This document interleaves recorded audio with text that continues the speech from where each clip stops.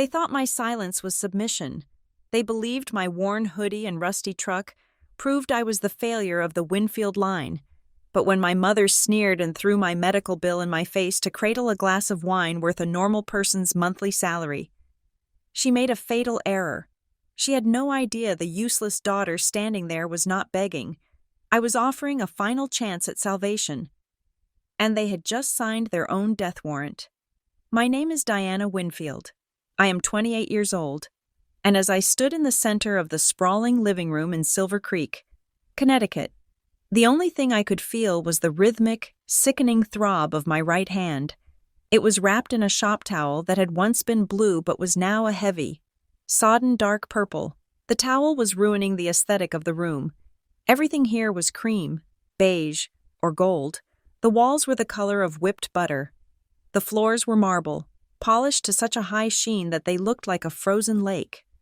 And there I was, the dark stain in the center of their pristine existence, dripping blood onto the invisible barrier that separated the Winfields from the rest of the world. My father, Richard Winfield, did not look at my hand. He did not look at my face. He was standing by the floor-to-ceiling windows that overlooked the manicured lawn, holding a small velvet box as if it were a holy relic. The late afternoon sun caught the gold casing of the object inside, sending a fractured beam of light dancing across the ceiling. "Look at the movement, Patricia," Richard said. His voice was breathless, filled with the kind of reverence he never showed toward human beings. "It is a 1952 reference. Do you know how rare this is? The auctioneer said it might be the only one left in this condition on the East Coast." He turned, finally acknowledging my presence, but his eyes looked right through me, focusing entirely on the watch strapped to his wrist. "Diana, look at this." I held the bloody towel up slightly. "I severed 2 nerves and a tendon in my index and middle fingers. I have been to the emergency room. They stabilized it, but they couldn't fix the nerves. I need a microsurgeon." My mother, Patricia, was sitting on the oversized beige sofa, her legs tucked under her. She was nursing a glass of red wine, a vintage that likely cost more than my weekly grocery budget. She looked over the rim of her glass, her eyes narrowing as they landed on the blood-soaked towel. She did not gasp. She did not stand up. She simply took a sip of wine and swallowed slowly. "That sounds painful," she said. Her tone was conversational, as if I had told her I had a mild headache. "Do you have insurance?" "The policy covers emergency care," I said. "It does not cover the specific specialist I need for the nerve reconstruction. It is considered out-of-network and elective by the provider, because I can still technically use the hand as a claw." I took a breath. The room was spinning slightly. "The surgery costs $4,500. I have to pay it up front if I do not get the surgery within the next 12 hours. The nerve damage becomes permanent. I will lose the fine motor function in my dominant hand." $4,500. It was a fraction of the tax on the watch Richard was currently polishing with a microfiber cloth. It was less than the catering bill for one of their garden parties. Richard looked up from his wrist. He looked bored. "So, you are asking for money." "I am asking for a loan," I said. "I will pay you back. I have orders coming in next month, custom cabinetry jobs, but I cannot build them if I cannot hold a chisel. I just need $4,500 to save my hand." Patricia set her wine glass down on the coaster. The sound of glass on marble was sharp.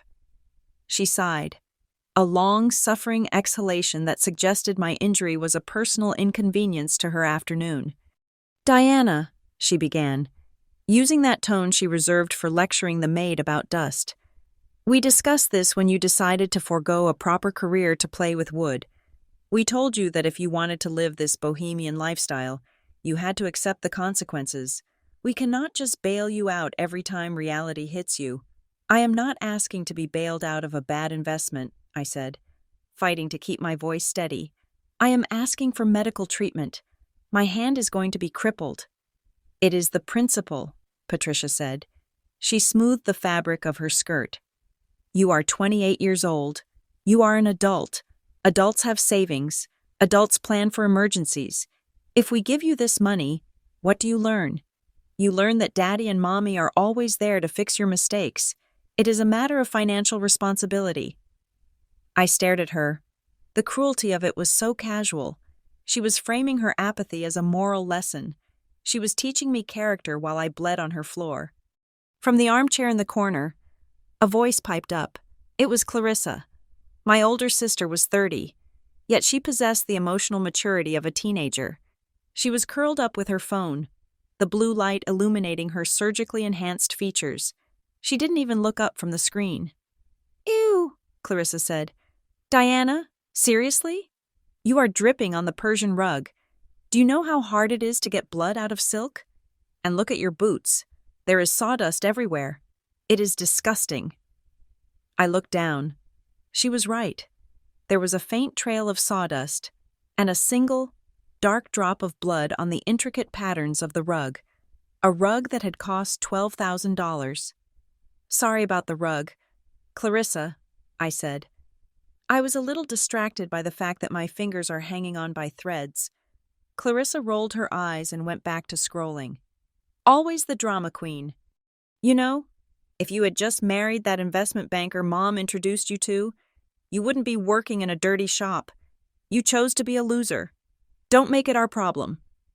Richard finally turned away from the window. He walked over to the liquor cabinet and poured himself a scotch. He swirled the amber liquid, looking thoughtful. For a second, a single second, I thought he might reach for his checkbook.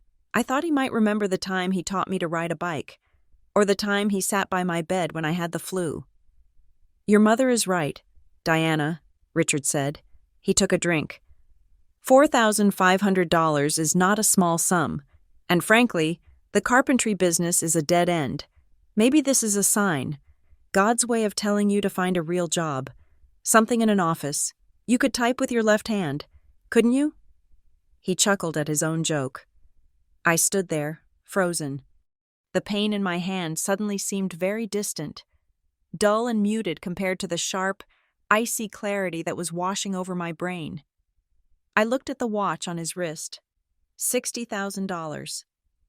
I looked at the wine in my mother's glass. $200 a bottle. I looked at the rug Clarissa was protecting. $12,000. And then I looked at myself, the fail child. The disappointment. I was asking for less than 10% of the value of the toy my father had bought on a whim this afternoon, and they were saying no. They weren't saying no because they didn't have the money. They were saying no because they wanted to see me break. They wanted me to beg. They wanted me to admit that I was wrong, that my life was a mistake, and that their way was the only way. They were holding my physical well-being hostage to force a submission. I looked at them. I really looked at them. I memorized the way the light hit Richard's receding hairline. I memorized the disdain in the corner of Patricia's mouth. I memorized the vacuous boredom in Clarissa's eyes. I was taking a mental photograph, not of a family, but of a crime scene. This was the moment the murder happened. They were killing the daughter who loved them. They were killing the last shred of loyalty I had held on to for 28 years. The silence stretched out. They were waiting. They were waiting for the tears. They were waiting for me to fall to my knees and promise to sell the workshop, to marry the banker, to become the obedient doll they always wanted. My hand throbbed, a violent pulse of life against the dead atmosphere of the room. I did not cry. I did not beg. I shifted my weight. The floorboards did not creak. The construction of this house was too expensive for that. "Okay," I said. The word hung there, simple and flat. Richard blinked, surprised by the lack of resistance. "Okay, so you understand?" "I understand perfectly," I said. "You have made your position very clear. Financial responsibility, being an adult, I get it." "Good," Patricia said, relaxing back into the sofa. "I am glad you are finally being reasonable. There is a clinic on 4th Street that takes charity cases.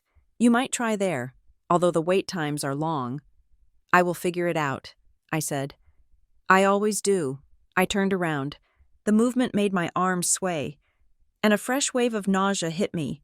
But I locked my knees and kept walking. I walked past the imported vase in the hallway.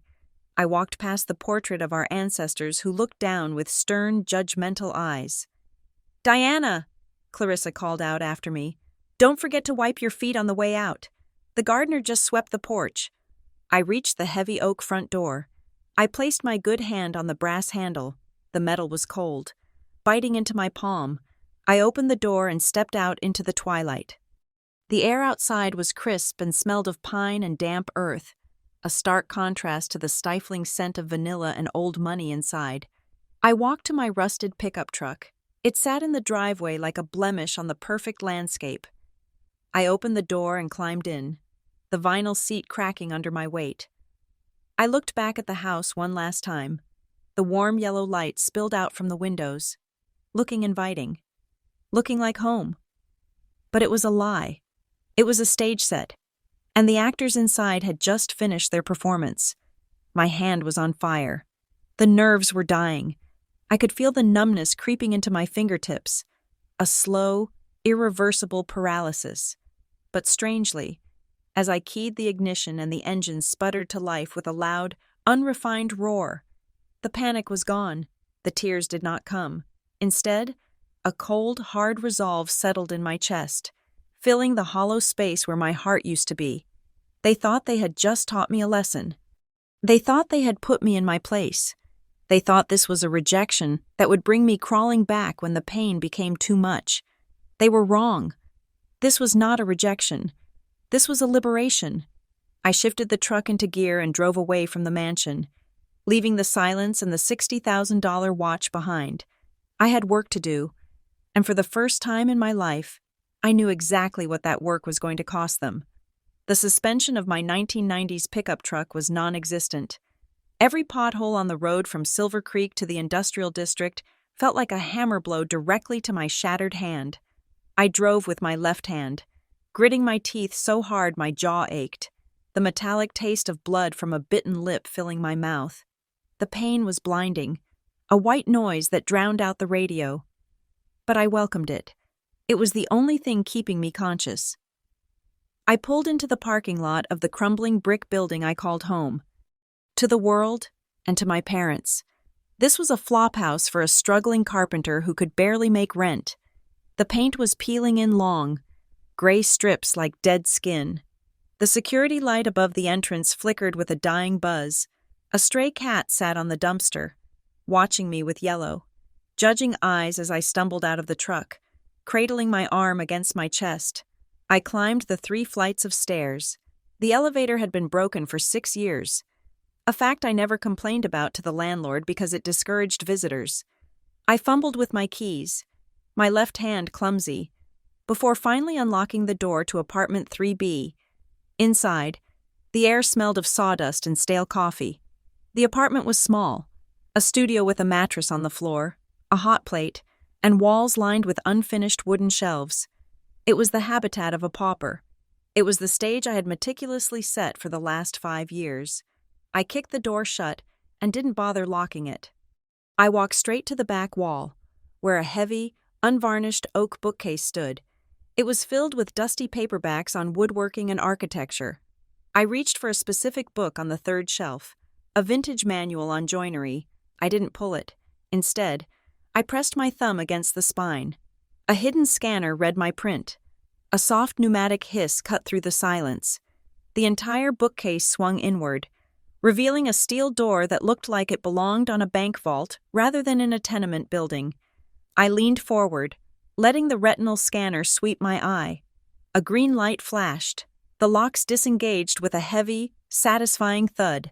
I stepped through into the darkness, and the bookcase closed automatically behind me. As the motion-activated lights hummed to life, the dusty, pathetic world of Diana the carpenter vanished.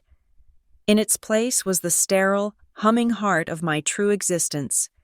The hidden room was soundproofed and temperature-controlled, chilled to a constant 65 degrees to protect the servers that lined the far wall.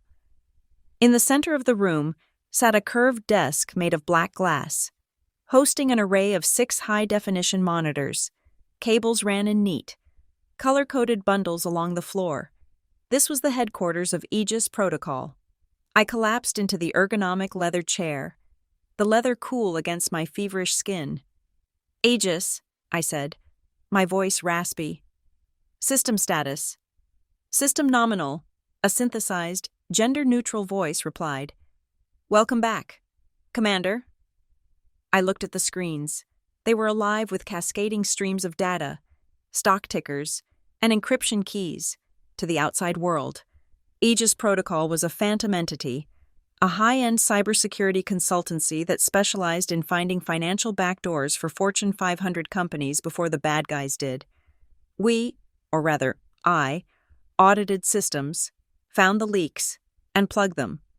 Just 3 weeks ago, I had sold the proprietary algorithm behind Aegis to a defense contractor for $25 million. The deal was sealed under a triple-blind trust. My name appeared nowhere. To the buyer, I was just a digital signature. To the IRS, the money was funneled through a labyrinth of shell companies in the Caymans and Singapore before landing quietly in an account that only I could access. I was not a struggling carpenter. I was a multimillionaire who could buy and sell my father's entire logistics company 3 times over before breakfast. I chose to live in the shadows. I chose the sawdust and the beat-up truck. Why? Because I needed to know. I needed to know if Richard and Patricia Winfield loved their daughter, or if they only loved the reflection of their own success. I hid my wealth to protect myself from their parasitic greed, but also to give them a chance to be parents without a price tag attached. A red light blinked on the primary monitor. An encrypted video call was incoming. The caller ID read, Vance. I tapped the enter key with my good hand. The face of Harrison Vance filled the screen. He was a man in his 60s, with hair the color of steel wool and eyes that had seen every dirty trick the legal system had to offer. He was the only human being on Earth who knew my secret. He was my lawyer, my proxy, and the closest thing I had to a father figure. Diana, Vance said, his voice tight with worry. He leaned into the camera. Your biometric watch sent a distress signal. Heart rate is spiked. Blood pressure is erratic. Where are you? I am at the nest, I said, leaning back and closing my eyes for a second as a wave of dizziness hit me. I had an accident at the shop. The table saw.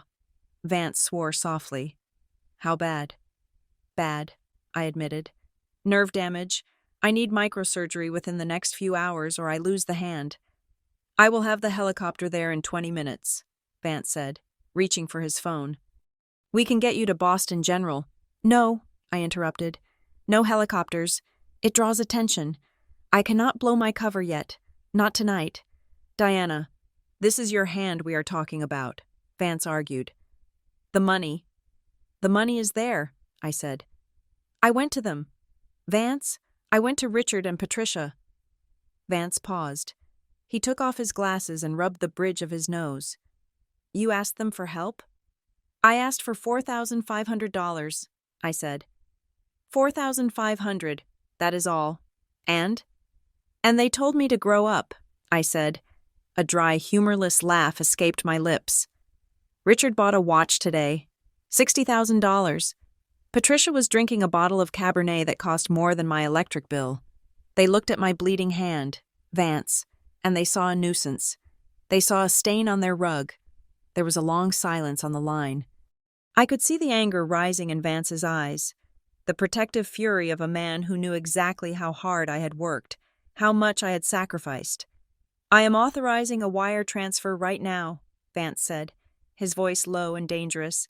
To the specialist clinic in downtown. Dr. Aris. He is the best. I will tell them you are a private client of the firm. They will prepare the OR immediately. Do it, I said. Transfer $10,000 just to be safe. I want the best anesthesia they have. Done, Vance typed furiously on his keyboard. The confirmation is in your inbox. Go, now. We can talk about the rest later. No, I said, opening my eyes. I stared at the scrolling numbers on the screen. We talk about the rest now, while the pain is fresh. Diana, do you remember when I was 12? I asked, staring at the digital reflection of myself. Clarissa was 14. She won that beauty pageant, the Little Miss Silver Creek. Mom threw a party that cost $15,000. They had a pony. They had an ice sculpture. I remember, Vance said softly. He had been Richard's corporate attorney back then, before he realized Richard was a hollow shell of a man and left to start his own practice. I spent that entire party in the basement, I said. I was coding on that clunky desktop Dad was going to throw away. I built my first firewall that night. I came upstairs to show them. I was so proud. I had made something from nothing. I looked down at my throbbing hand. Mom looked at me and said, "Diana, why are you always so dirty? Go wash your face before you scare the guests." They never looked at the screen. They never asked what I made. To them, I was just the weird one, the sullen one, the shadow that ruined the perfect family photo. I spun the chair slightly to face the secondary monitor. With a few keystrokes of my left hand, I pulled up the file I had been building for 6 months. Target, Winfield Estate. It was a comprehensive, real-time audit of my parents' financial life. It was a disaster waiting to happen, a house of cards held together by debt and delusion. I watched them, I whispered. I watched them leverage the house. I watched them dip into the company accounts to pay for vacations. I watched Clarissa rack up 6 figures in credit card debt that Daddy quietly paid off. I knew they were drowning. "You could have saved them," Vance said. It wasn't an accusation. It was a statement of fact. "I intended to," I said. The words hung in the cold air of the server room. "That was the test. Vance," I said. "That is what the $4,500 was. It was not about the surgery. I could have paid for it 10 times over with the cash I keep in the floor safe. It was a loyalty test, the final one." I zoomed in on the image of the Patek Philippe watch transaction on Richard's credit statement. "If they had given me the money," I said, my voice steadying, growing colder. "If they had shown even a single ounce of compassion, if they had acted like parents for 1 second, I would have cleared their debts, all of it. I would have paid off the mortgage. I would have recapitalized the logistics company. I would have given them a fresh start. I was ready to sign over $5 million to them tomorrow morning." I looked at the bloody towel. The red was beginning to seep through the layers again. "They failed," I said. "They did not just fail, Diana," Vance said. "They spat in your face." "Yes," I said. "They did." I reached out and typed a command into the console. The interface shifted from blue to a deep, aggressive crimson. The text on the screen changed from monitoring mode to active engagement. "Vance," I said, "cancel the bailout plan, delete the draft checks, burn the forgiveness protocols." "Understood," Vance said. He didn't hesitate. "What are your orders?" "Initialize the Nemesis protocol," I said. "We are no longer observing the decline of the Winfield Empire. We are accelerating it." "Are you sure?" Vance asked. "Once we start this, there is no going back. You will strip them to the bone." "They told me to be an adult," I said, standing up. The pain in my hand was no longer a burden. It was fuel. It was the gasoline I would pour on their world. "They told me to understand financial responsibility. I think it is time I taught them exactly what those words mean." I grabbed a clean cloth from a drawer and wrapped it tightly over the soaked towel. "I am going to the hospital now," I said. "When I wake up from surgery, I want the files on the logistics company ready. I want to know every dirty secret, every cut corner, every unpaid invoice. And Vance?" "Yes, boss?" "Find out who holds the mortgage on the Silver Creek house," I said. "I want to buy the note. I want to own the roof over their heads." "Consider it done," Vance said. I ended the call. The screen went black, leaving me alone with the humming servers and the red glow of the interface. I walked back to the steel door. I paused for a moment, looking at the high-tech sanctuary I had built.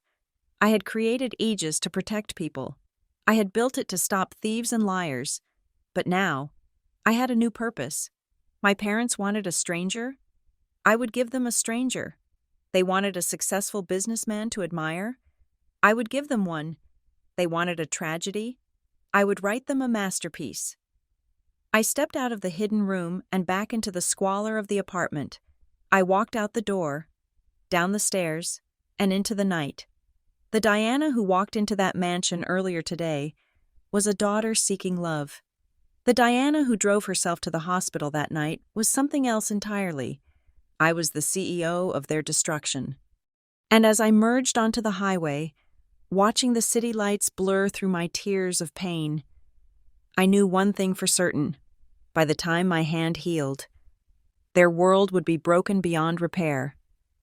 The anesthesia was beginning to wear off, leaving behind a dull, throbbing ache that felt less like pain and more like a heavy echo in my bones.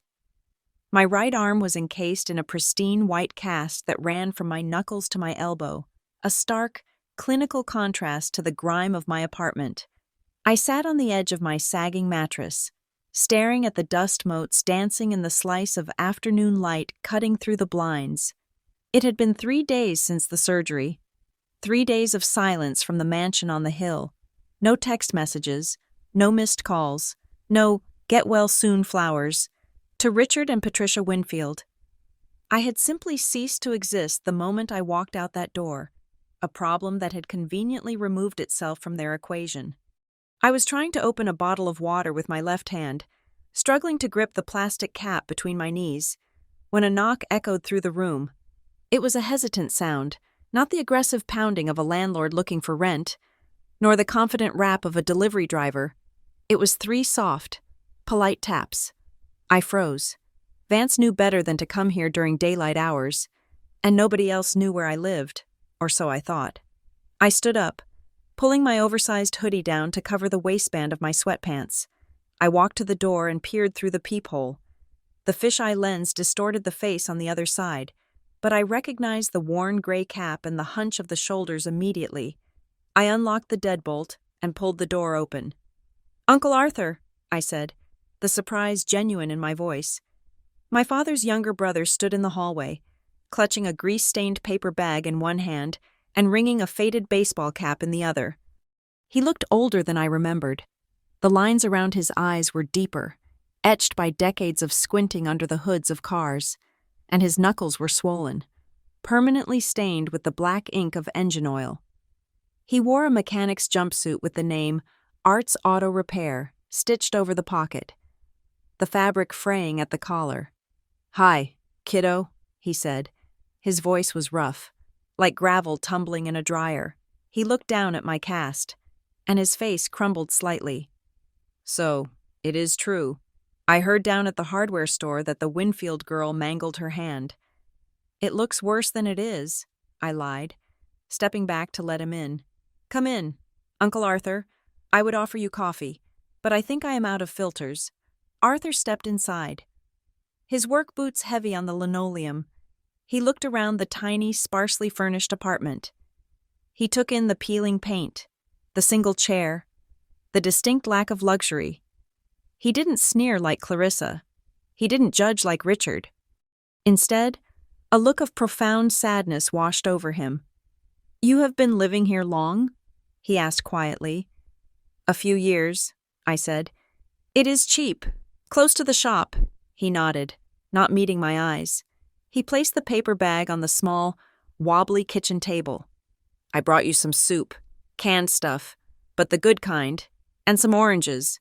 You need vitamin C for the healing."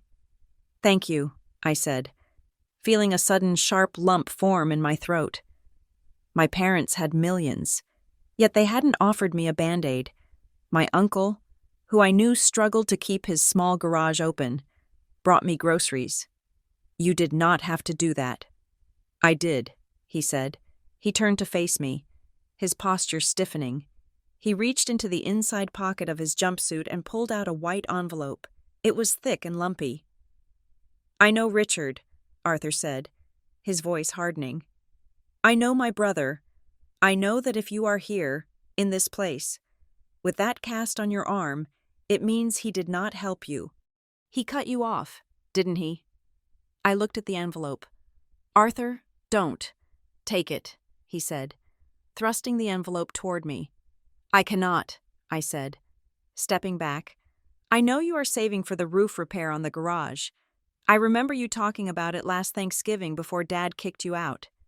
"The roof can wait," Arthur said firmly. "It is just water. It drips in the corner. I have buckets. But that hand? That is your livelihood. Diana, that is your future." He grabbed my good hand and forced the envelope into it. The paper felt warm from his body heat. "There are $800 in there," he said. He looked down, embarrassed. "It is mostly 20s and 10s. It took me 6 months to stash it away, hiding it from the business expenses.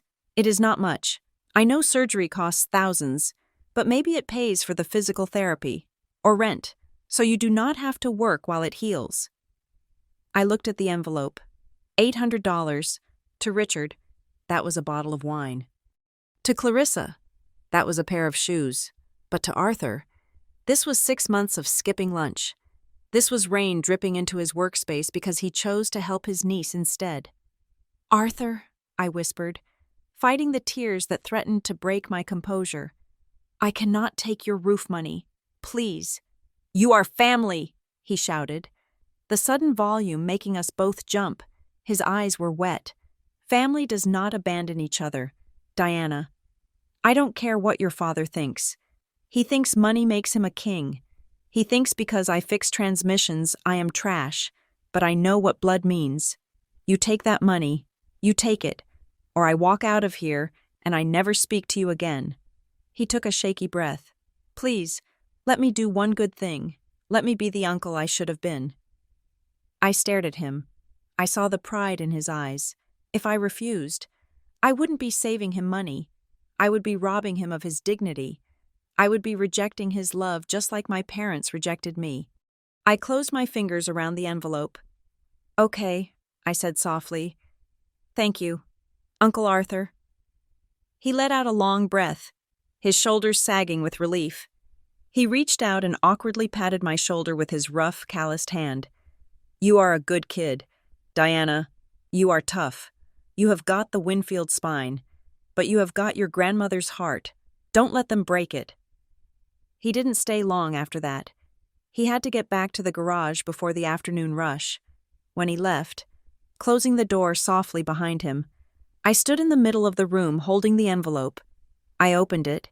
Inside were stacks of crumpled bills, smelling of oil and old paper, 1s, 5s, 10s, a few 20s, I counted it, $812. He had given me every single cent he had access to. I walked over to the bookcase. I didn't wipe my eyes. I let the tears fall because they were fueling the fire that was now raging in my chest. I placed my thumb on the scanner. The bookcase swung open. I walked into the command center, the cool air drying the tears on my cheeks. I sat down at the black glass desk and threw the envelope onto the surface. It landed next to the dossier on my father's fraud. The contrast was sickening, the purity of that dirty money next to the filth of my father's clean fortune. "Aegis," I said, my voice cold and deadly steady. "Access banking subsystem. Target, Arthur Winfield. Account ending in 442. Accessing," the system replied. "Current balance, $342. I looked at the screen. He had given me more than double what he had left in his checking account. He had literally emptied his safe for me. "Initiate transfer," I commanded. "Source, Shell Corporation, Orion Benevolence Fund. Destination, Arthur Winfield. Roth YRA. Amount? $100,000. I said. The system paused. "Confirm amount? $100,000. "Confirm," I said. "Tag the transaction as IRS adjustment, tax year 2024, refund correction. Make it look like a bureaucratic error in his favor that is too complex to dispute. Send an official-looking physical letter to his address, confirming the deposit so he believes it is government money." "Transaction complete," the voice said. "Funds will clear in 24 hours. Arthur would get his roof. He would get a new lift for his garage. He would get to retire one day. And he would never know it came from me. But that wasn't enough. I looked at the envelope again. Arthur's kindness had done something the surgery couldn't do. It had healed the doubt in my mind. I had wondered, briefly, if I was being too harsh on my parents. If maybe, just maybe, I was the villain for plotting their downfall. But Arthur proved that decency was a choice. Poverty didn't make you cruel. Wealth didn't make you kind. My father chose to be a monster. My mother chose to be an accomplice. I picked up the phone and dialed Vance. "Diana?" he answered on the first ring. "Did you rest?" "I am done resting," I said. "I had a visitor. Arthur came by." "Your uncle?" Vance sounded surprised. "How is the old grease monkey?" "He gave me $800, I said. "He gave me his roof money." Vance was silent for a moment. "That is good of him." "It is," I said. "And it clarifies things. I am not just taking my money back, Vance. I am taking everything. I am going to strip them of every asset, every title, every ounce of prestige they have ever hoarded. I am going to avenge every slight they ever inflicted on Arthur, on me, on anyone they stepped on." "We have the audit on the logistics company," Vance said, his tone shifting to business. "It is worse than we thought. They are cooking the books, inflating assets to secure loans. They are technically insolvent." "Good," I said. "But bankruptcy is too boring. It is too private. They will just spin it as market conditions. I want public humiliation. I want them to walk into the trap smiling." "What do you have in mind?" "We need a bait," I said. "Something they cannot resist. Something that appeals to their twin vices, greed and vanity." I pulled up a new file on the center screen. I began to type with my left hand, the keys clacking loudly in the quiet room. "We are going to create a predator," I said. "A shark that looks like a savior. We need a front company, a venture capital firm, something that sounds exclusive, aggressive, and impossibly wealthy." "I have a dormant LLC we can use," Vance suggested. "Registered in Delaware. Clean history." "Name it Nemesis Capital," I said. "I want the irony to be written on the letterhead." "Nemesis Capital," Vance repeated. "And the pitch?" "We approach them not as lenders, but as partners," I explained, the plan forming rapidly in my mind. "We offer to invest in the Winfield brand. We tell Richard we see untapped potential in his logistics empire. We tell Patricia we want to sponsor her charitable endeavors. We tell Clarissa hell. We tell Clarissa we want to make her an international fashion icon." "They will be suspicious," Vance warned, "if it sounds too good to be true." "They are narcissists, Vance," I cut in. "Narcissists do not believe things are too good to be true. They believe they deserve it. They believe the world finally recognized their genius. If we stroke their egos hard enough, they won't look at the fine print. And the catch?" "The catch is the collateral," I said.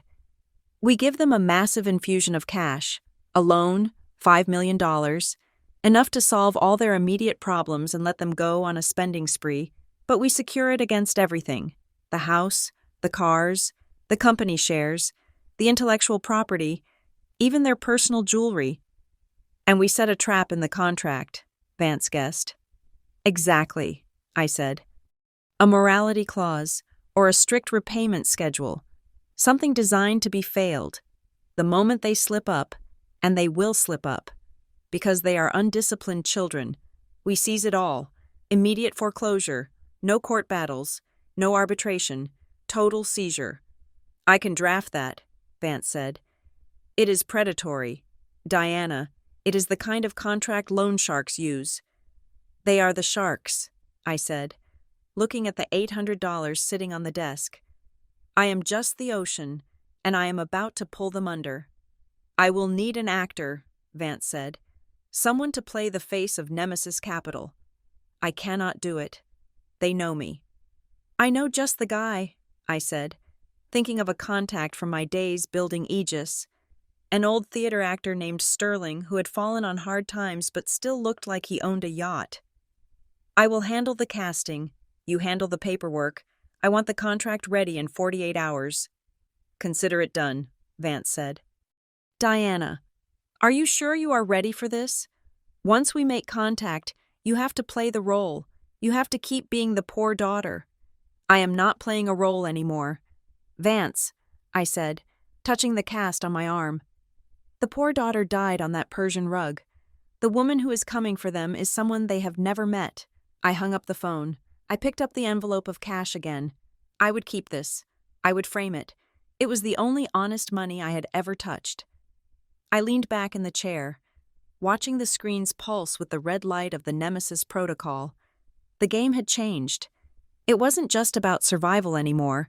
It was about justice. And for the Winfields, justice was going to be very, very expensive. The transition from the emotional warmth of Uncle Arthur's visit to the cold, clinical reality of forensic accounting was jarring. It felt like stepping out of a warm bath directly into a meat locker. I sat in the center of the Aegis command hub, my cast resting heavily on the armrest, while my good hand flew across the keyboard. To my left, Vance was logged in remotely from his office, his face on the screen illuminated by the harsh blue light of his own monitors. We were operating under the banner of Orion Analytics, a shell company I had established years ago for exactly this kind of deep dive investigation. We weren't just looking at bank statements anymore. We were looking at the marrow of the Winfield existence. We were performing an autopsy on a living patient. "Okay, Vance," I said, my voice echoing slightly in the soundproofed room. "Let us peel back the skin. Show me the real numbers on Winfield Logistics." "Pulling it up now," Vance replied. "Data stream incoming." The center screen flooded with spreadsheets, profit and loss statements, and tax filings. To the untrained eye, it looked like a healthy, bustling, mid-sized shipping company. To me, it looked like a corpse painted with rouge. "Look at column F," Vance said, his voice dry. "Operating expenses." I scanned the numbers. They are up 300% year over year. Fuel costs? Maintenance? "No," Vance said. "Miscellaneous executive discretionary spending." I drilled down into the line item, the data unspooled, revealing the ugly truth behind the generic label. It wasn't fuel. It wasn't truck repairs. It wasn't driver salaries. It was lifestyle. "There it is," I whispered, pointing at a transaction dated 2 days ago. The Patek Philippe. The entry was clear as day. $60,000 charged to the corporate American Express, categorized as client relations gift. "He bought the watch with company money," I said, feeling a surge of disgust. "The company is bleeding cash. The drivers probably haven't seen a raise in 5 years, and he is wearing their payroll on his wrist." "It gets worse," Vance said. "Look at the debt-to-equity ratio. Winfield Logistics is technically insolvent. They are floating on a sea of short-term, high-interest loans. They are borrowing from Peter to pay Paul, and then borrowing from Saul to pay Peter back." I shifted my attention to the real estate assets. "What about the house? The mansion in Silver Creek?" "That is the crown jewel of the deception," Vance said. He forwarded a document from the county clerk's office. "Title search complete." I read the document. My eyes widened. "3 mortgages?" I asked, disbelief coloring my tone. "They have 3 mortgages on the house?" "Correct," Vance confirmed. "The primary mortgage, a secondary home equity line of credit that is maxed out at $2 million, and a tertiary private loan taken out 6 months ago from a shadow lender in New Jersey. They possess 0 equity. Diana. In fact, if the market dips by even 2%, they are underwater. They do not own that house. The banks own the roof, the walls, and the floorboards. They are just squatters in designer clothes." I sat back, absorbing the sheer scale of the lie. My entire life, that house had been a fortress of superiority. It was the physical manifestation of their success, and it was all paper. It was a hollow shell held up by debt and arrogance. "And Clarissa?" I asked. "She claims her fashion line, Clarissa Mode, is taking off in Europe." "Clarissa Mode is a ghost," Vance said, pulling up a new window. I tracked the sales figures. They are non-existent. She has sold maybe 20 units in the last fiscal year, mostly to her own friends. But look at the capital injection. I looked. $200,000 had been deposited into the business account last quarter. "Where did that money come from?" I asked. "It was transferred from an offshore holding company," Vance explained. "Then, within 48 hours, 80% of it was paid out as consulting fees to a company registered in her boyfriend's name. It is a classic wash cycle. She is not running a business. Diana. She is laundering money to avoid gift taxes and to create the illusion of income so she can secure personal loans. They are criminals," I said flatly. "Petty, desperate criminals wrapped in silk. If it stopped there, it would be bad enough," Vance said. His voice dropped an octave. Losing its professional detachment, it became heavy, somber. "But Diana, you need to see the charity files." "The Hope for Tomorrow Foundation?" I asked. "The one Mom chairs? They throw the winter gala for it every year." "Yes," Vance said. I accessed the ledger. I cross-referenced the donations with the expenditures. He sent the file over. It was a single, terrifying spreadsheet marked with red flags. Hope for Tomorrow was ostensibly a charity designed to provide scholarships for underprivileged children and support for pediatric cancer research. It was the shield my mother used to deflect any criticism of her spending. How can I be selfish? I run a foundation. I looked at the inflow column. It was robust. Generous donations from local businesses, wealthy neighbors, and guilt-ridden socialites. Nearly $2 million raised in the last 12 months alone. Then I looked at the outflow. Scholarships granted, $50,000. Cancer research grants, $25,000. $75,000, I said, my stomach churning. They raised $2 million and gave away $75,000? Where's the rest? "Look at the administrative costs," Vance directed. I scrolled down. Event planning services, $500,000. Paid to a company owned by Patricia's college roommate. Travel and logistics, $300,000. First-class tickets to Paris, Milan, and Dubai for fundraising research. Salary: President, $400,000. Salary: Vice President, $350,000. They are paying themselves. I realized. The rage started to boil, hot and acidic in my throat. They are taking donations meant for dying children and poor students, and they are paying themselves salaries to throw parties. "It is embezzlement," Vance said. "It is fraud. It is a violation of federal tax codes and about a dozen other laws. This is prison time, Diana. Real, hard federal prison time." I stared at the screen. The numbers blurred. I thought about my hand. I thought about the $4,500 I had asked for. They had refused me. They had lectured me about responsibility. And at that very moment, while they were telling me to grow up, they were sitting on a pile of stolen cash that was supposed to save lives. They weren't just greedy. They were evil. "They sat there," I whispered, my voice trembling with fury. "They sat there drinking $200 wine paid for by cancer research money and told me they couldn't help me save my fingers." "Diana," Vance said urgently, "we have enough here to go to the FBI right now. I can package this up, send it to the district attorney, and have them in handcuffs by tomorrow evening. This is a slam-dunk case." I closed my eyes. I imagined it. The sirens, the police cars, my parents being led away in cuffs. It sounded satisfying. But it wasn't enough. If the police took them now, they would play the victim. They would hire expensive lawyers. They would claim ignorance, blame their accountants, or say it was an administrative error. They might get a plea deal. They might do a few years in a minimum security facility and come out still thinking they were better than everyone else. And the public? The public would just see another rich family caught in a scandal, a headline for a week, then forgotten. "No," I said, opening my eyes. "No police. Not yet. Diana, this is illegal activity," Vance argued. "We are obligated. I am the obligation now." I cut him off. "Vance, if we arrest them now, they fall from the ground floor. They trip. They might bruise. But they will survive. I do not want them to trip. I want them to fall from the stratosphere. What do you want to do? I want to elevate them, I said. I want to give them everything they think they deserve. I want to pump their egos so full of hot air that they float up to the very top of the world. And then, when the whole world is watching, I want to pop the balloon. I minimized the spreadsheet and opened the file for Nemesis Capital.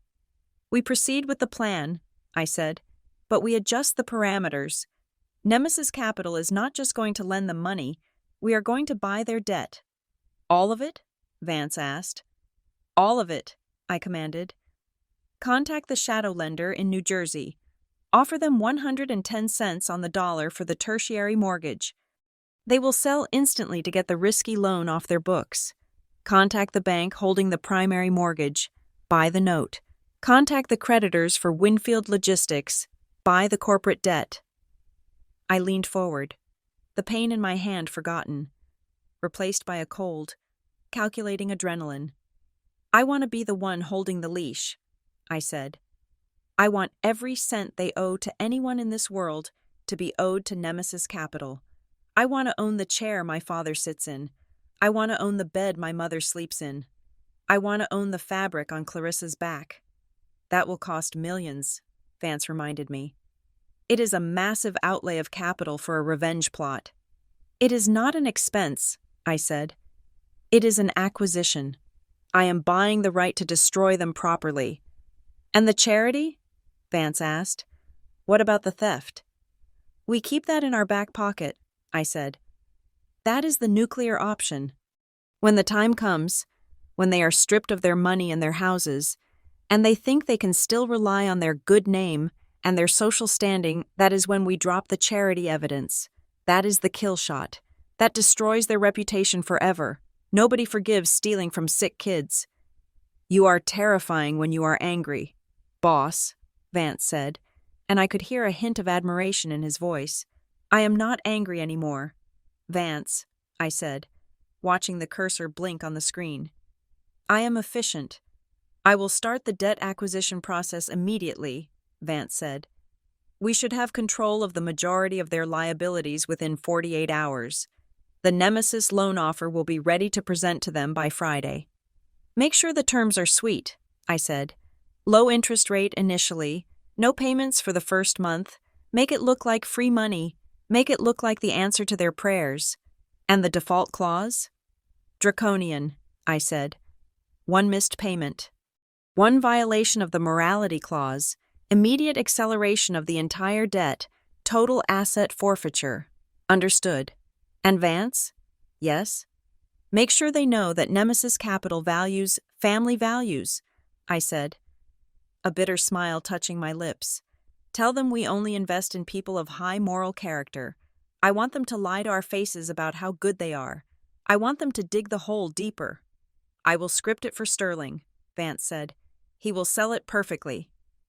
I closed the connection.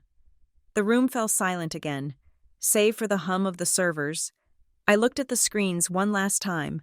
The red numbers of the Hope for Tomorrow fraud burned into my retinas. They had built a life on the suffering of others. They had looked at my injury and felt nothing. Now, I was the bank. I was the landlord. I was the judge. I stood up and walked out of the hidden room, back into my dusty apartment. I looked at my cast. It was a symbol of my weakness just a few days ago. Now, it was a weapon. Let them have their champagne. Let them have their parties.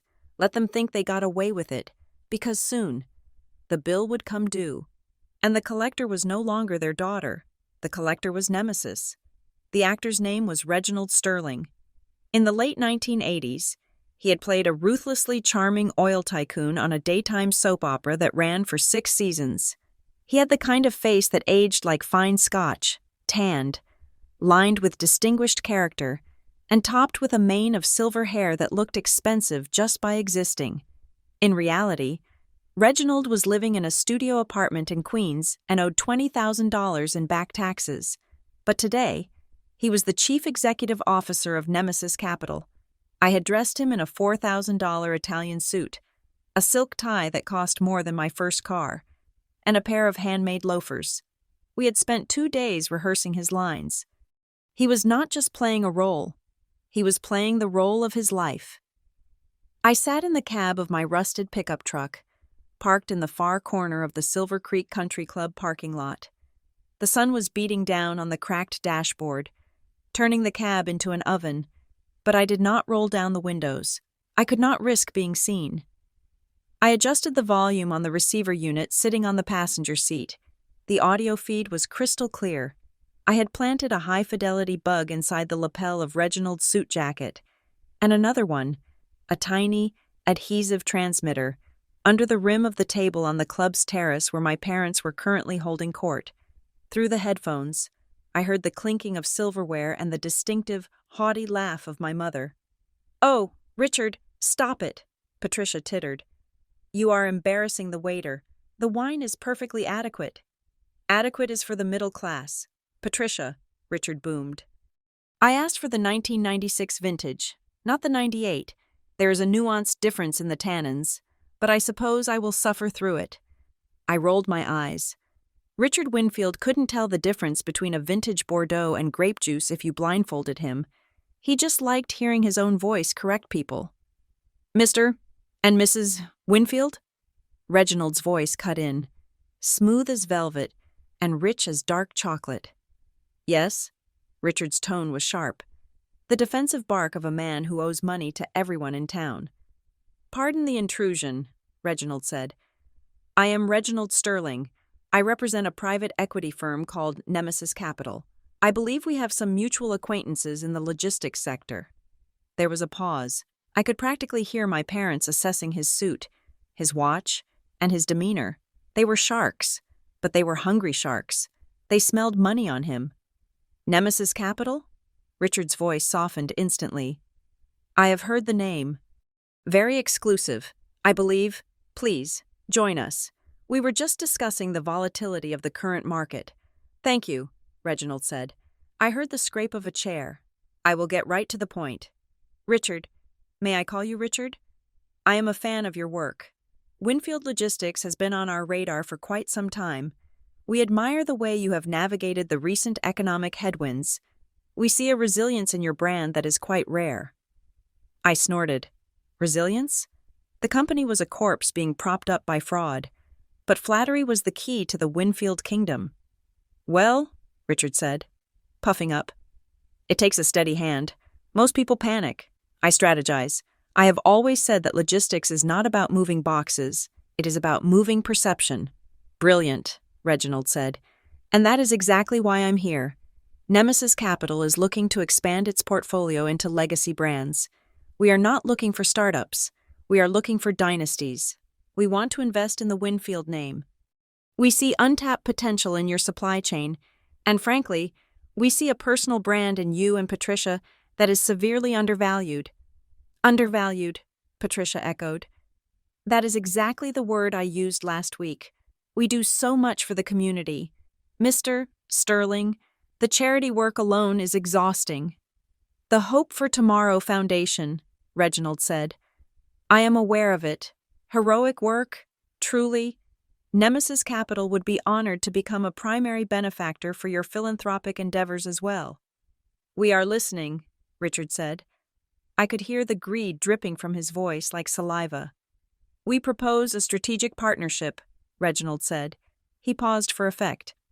"We are prepared to offer a capital injection of $5 million, immediate liquidity.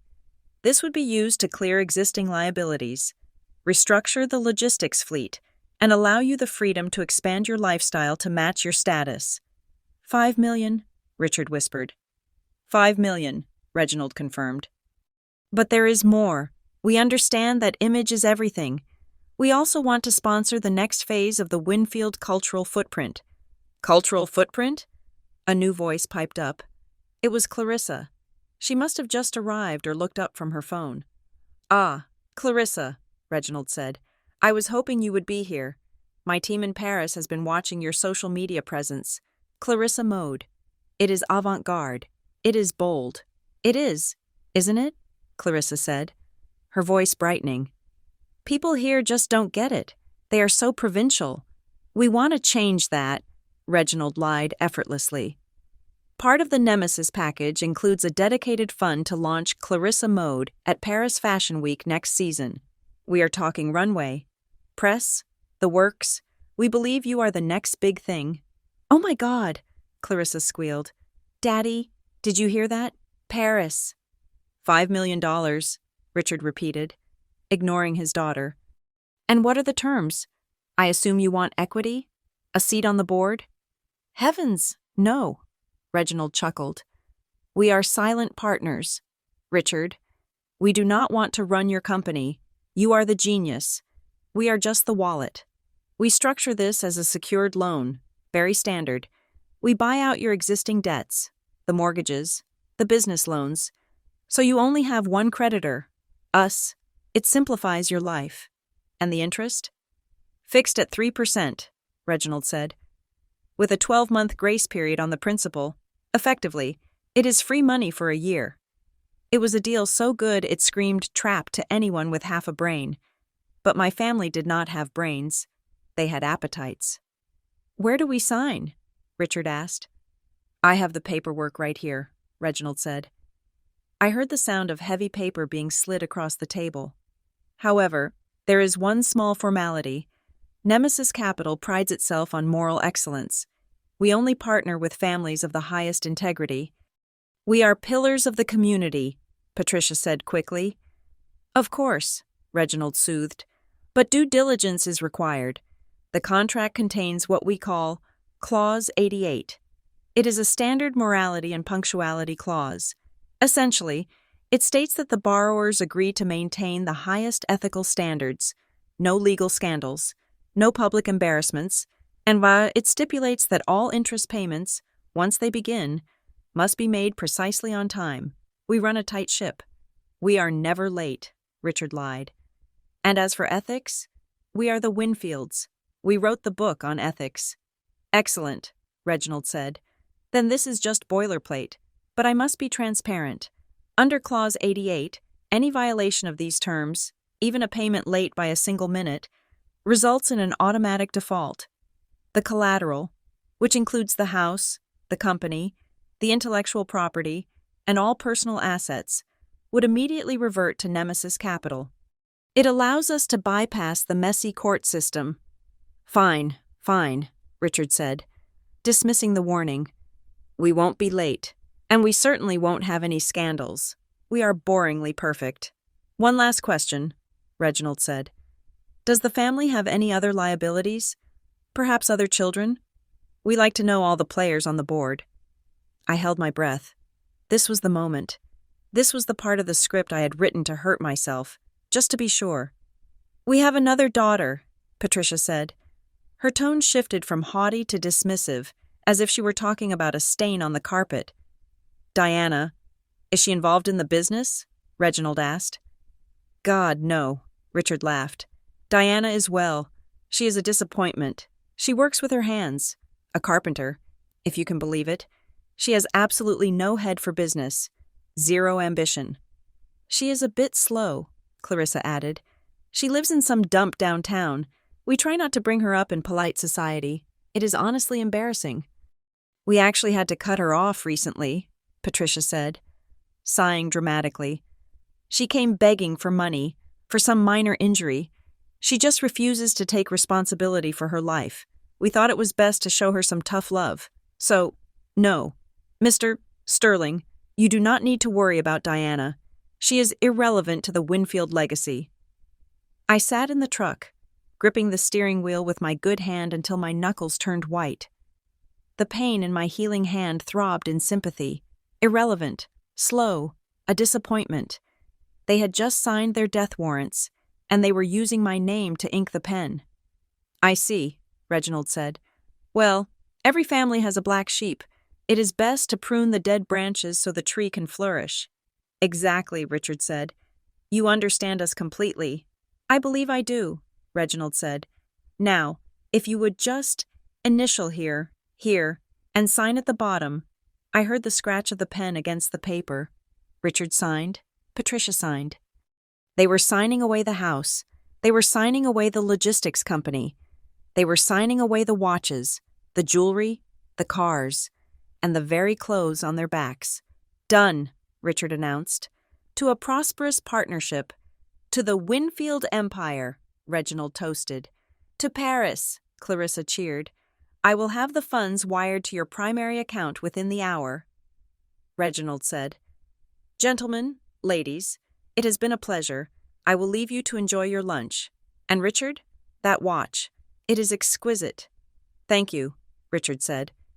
"Patek Philippe, only one on the East Coast." "Wear it in good health," Reginald said, "for as long as you can." I watched through the windshield as Reginald walked out of the club entrance a few minutes later. He spotted my truck in the distance but gave no sign of recognition. He simply got into the rented black limousine waiting for him and drove away. My phone buzzed. It was a text from Vance. "The contract is uploaded."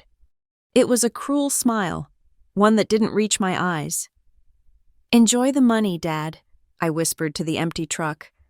"Buy a new car, throw a party, go to Monaco, because the clock has started ticking, and unlike you, I never miss a deadline." I started the engine. The rumble of the exhaust startled a bird on a nearby tree.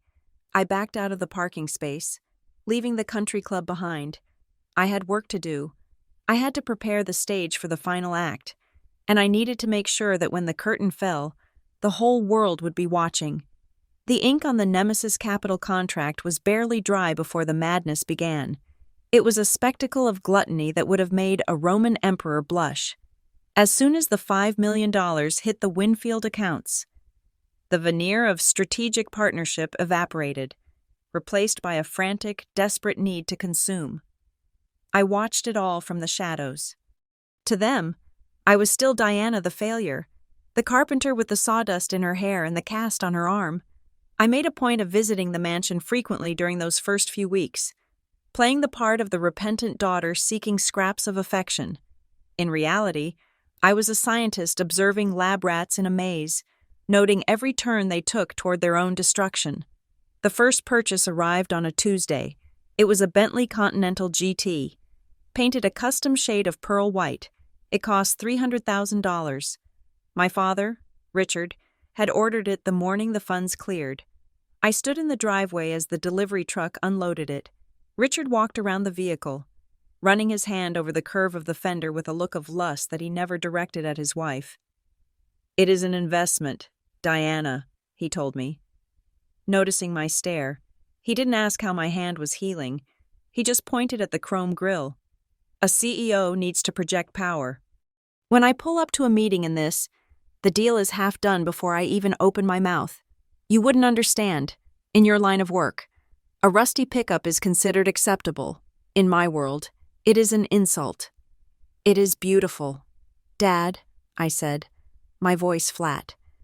"But didn't the business plan say the money was for fleet maintenance? The delivery trucks are breaking down." Richard waved his hand dismissively. "Details.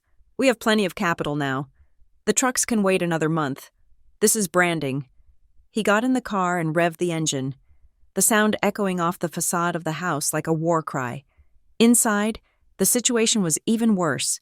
Clarissa had turned the living room into a staging ground for her vanity. Boxes from every high-end boutique in New York were stacked high on the furniture. Gucci, Prada, Balenciaga. She was tearing through the loan money with the ferocity of a starving animal. "Look at this, Diana," Clarissa said, holding up a handbag that cost more than my entire workshop. "It is limited edition. Only 5 were made. I am going to wear it to the launch party in Paris. Oh, wait, I forgot. You are not coming to Paris. It is strictly for the team." "I understand," I said, sitting on the edge of the sofa so as not to wrinkle her new silk throw. "I will be busy anyway." "Doing what?" Clarissa laughed, snapping a photo of the bag for her Instagram story. "Sanding a table? God, your life is so small. Look at this hashtag I created, Winfield Empire. It is trending locally. I am building a legacy." She tapped away on her phone, her acrylic nails clicking against the screen. She posted the photo with the caption, "Hard work pays off. Billionaire mindset. Self-made." I suppressed a smile. Self-made. She was spending borrowed money secured by a house she didn't own, on a credit card bill she couldn't pay. The height of their delusion came 2 weeks later. At a family dinner, my mother, Patricia, had insisted on a celebratory feast to honor their new partnership with Nemesis Capital. They had hired a private chef to prepare a 5-course meal. When I arrived, I saw the table setting. The main dining table was set for 3. There were crystal goblets, silver chargers, and an elaborate floral centerpiece. "Oh, Diana," Patricia said, breezing into the room with a glass of champagne in her hand. She was wearing a new diamond necklace that glittered aggressively under the chandelier. "We did not think you would actually come. The main table is a bit crowded with the presentation materials Richard wants to review. You do not mind sitting at the side table, do you?" She pointed to a small, folding card table set up in the corner, near the kitchen door. It was the kind of table you put the children at during Thanksgiving. "That is fine, Mom," I said. I took my seat at the small table. From my vantage point, I could see them perfectly. They looked like royalty in a painting, framed by the opulence of the room. I picked at my food with my left hand, listening to their conversation. "I was on the phone with the travel agent today," Patricia announced, cutting into her filet mignon. "I have booked the suite at the Hotel de Paris in Monaco for next month, after the gala. We deserve a vacation. I think a month on the Riviera is exactly what we need to recharge." "Excellent idea," Richard agreed. Pouring more wine. "I will have the new Bentley shipped over. I cannot be seen driving a rental in Monte Carlo. Is that wise?" I spoke up. The room went silent. Richard turned in his chair to look at me. "Excuse me?" "The vacation," I said. "And the car, and the necklace Mom is wearing.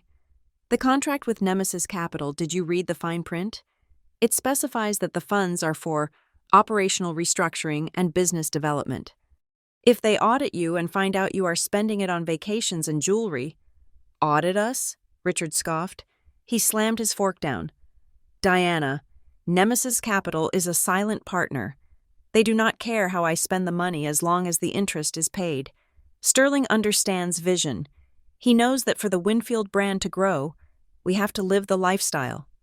"But Clause 88, I pressed. "It mentions ethical standards. Misappropriation of funds could be considered a breach of ethics. If you default, they take everything, the house, the company." Richard laughed. It was a cruel, barking sound. He looked at Patricia and Clarissa, inviting them to join in the joke. "Listen to her," Richard sneered. "The carpenter is giving me legal advice. This is exactly why you are poor, Diana. You are paralyzed by fear. You see a contract. I see a stepping stone. You worry about the fine print. I look at the horizon. You are so afraid of losing $5 that you will never make $5 million. "I am just saying," I said quietly. It seemed strict. "It is boilerplate," Richard said, dismissing me with a wave of his hand. "Standard language to scare the amateurs. We are not amateurs. Diana, we are Winfields. We are untouchable. Now, please be quiet. You are ruining the ambiance." I looked down at my plate, untouchable, under the table. I pulled out my phone. I opened the Aegis Secure app. I had tagged every transaction coming out of the Winfield accounts. Transaction: Van Cleef and Arpels. Item: diamond necklace. Cost: $45,000. Source: Nemesis Capital Loan. Tranche A. Transaction: Bentley Motors. Item: Continental GT. Cost: $312,000. Source: Nemesis Capital Loan. Tranche A. Transaction: 7 Seas Travel. Item: Monaco Booking. Cost: $80,000. Source: Nemesis Capital Loan. Tranche A. They weren't just spending the money. They were leaving a neon trail of evidence. Every swipe of the card was a violation of the loan agreement. They were proving, line item by line item, that they were financially incompetent and ethically bankrupt. I took a screenshot of the ledger. The evidence file was growing thicker by the hour. The dinner continued, with them ignoring me completely. They toasted to their genius. They toasted to the future. They were dancing on the edge of a volcano, convinced the heat was just the warmth of the sun. But the most satisfying moment, and perhaps the most tragic, came just before dessert. The doorbell rang, the maid answered it, and a moment later, she appeared in the dining room doorway, looking flustered. "Sir," she said, "Mr. Calloway is here. He insists on seeing you." Richard frowned. "George Calloway? What does that old dinosaur want?"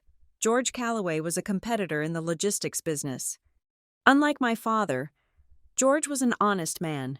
He ran a tight ship, paid his drivers well, and drove a 5-year-old Ford. My father had always despised him. "Let him in," Richard said, leaning back and assuming a pose of superiority. "Let us see what the peasant wants." George Calloway walked in. He was a man in his 60s, wearing a rumpled suit and carrying a fedora. He looked tired. He nodded at Patricia and Clarissa, then spotted me in the corner and gave me a polite, if confused, smile. He turned to Richard. "Richard, I will keep this brief. I heard rumors in the industry. Big rumors. People are saying you secured funding from a group called Nemesis Capital. News travels fast." Richard smiled smugly. "Yes, George. We have moved up to the major leagues. I assume you are here to ask for a subcontract? Or perhaps you want to sell me your little trucking fleet before I run you out of business?" "No. Richard," George said. His voice was grave. "I came to warn you." "Warn me?" Richard raised an eyebrow. "I had my guys look into Nemesis," George said. "I have never heard of them. Neither has anyone on Wall Street. Their website was registered 3 weeks ago. Their office address in Delaware is a mailbox store. Richard, this money smells wrong. It feels like a setup. I think you are walking into a loan shark operation." My heart stopped for a beat. George was sharp. He had sniffed out the shell company. I watched Richard. This was his chance. A lifeline had just been thrown to him by the very man he despised. If he listened, if he paused, if he asked even one question, he might figure it out. He might save himself. Richard stared at George. Then, slowly, a grin spread across his face. "You are jealous," Richard said softly. "What?"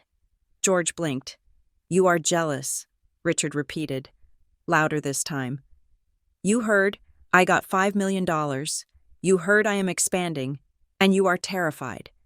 So you come here, into my house, with these conspiracy theories? A mailbox store? Do you know how private equity works, George? They value privacy. Of course they don't have a billboard in Times Square."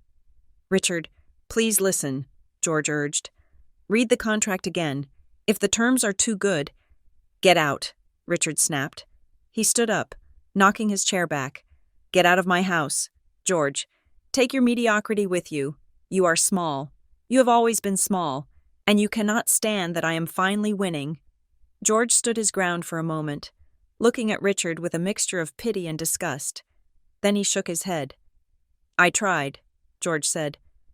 "Good luck, Richard. I have a feeling you are going to need it." George turned and walked out. Richard sat back down, his face flushed with triumph. "Can you believe the nerve? Trying to sabotage me. He is terrified. We have them on the run. Patricia." "He looked pathetic," Patricia agreed. "Absolutely pathetic." I sat in my corner, sipping my water. George Calloway was a good man. He had tried to do the right thing, and my father had just spat in his face. That was the final confirmation. There was no redeeming quality left in this house.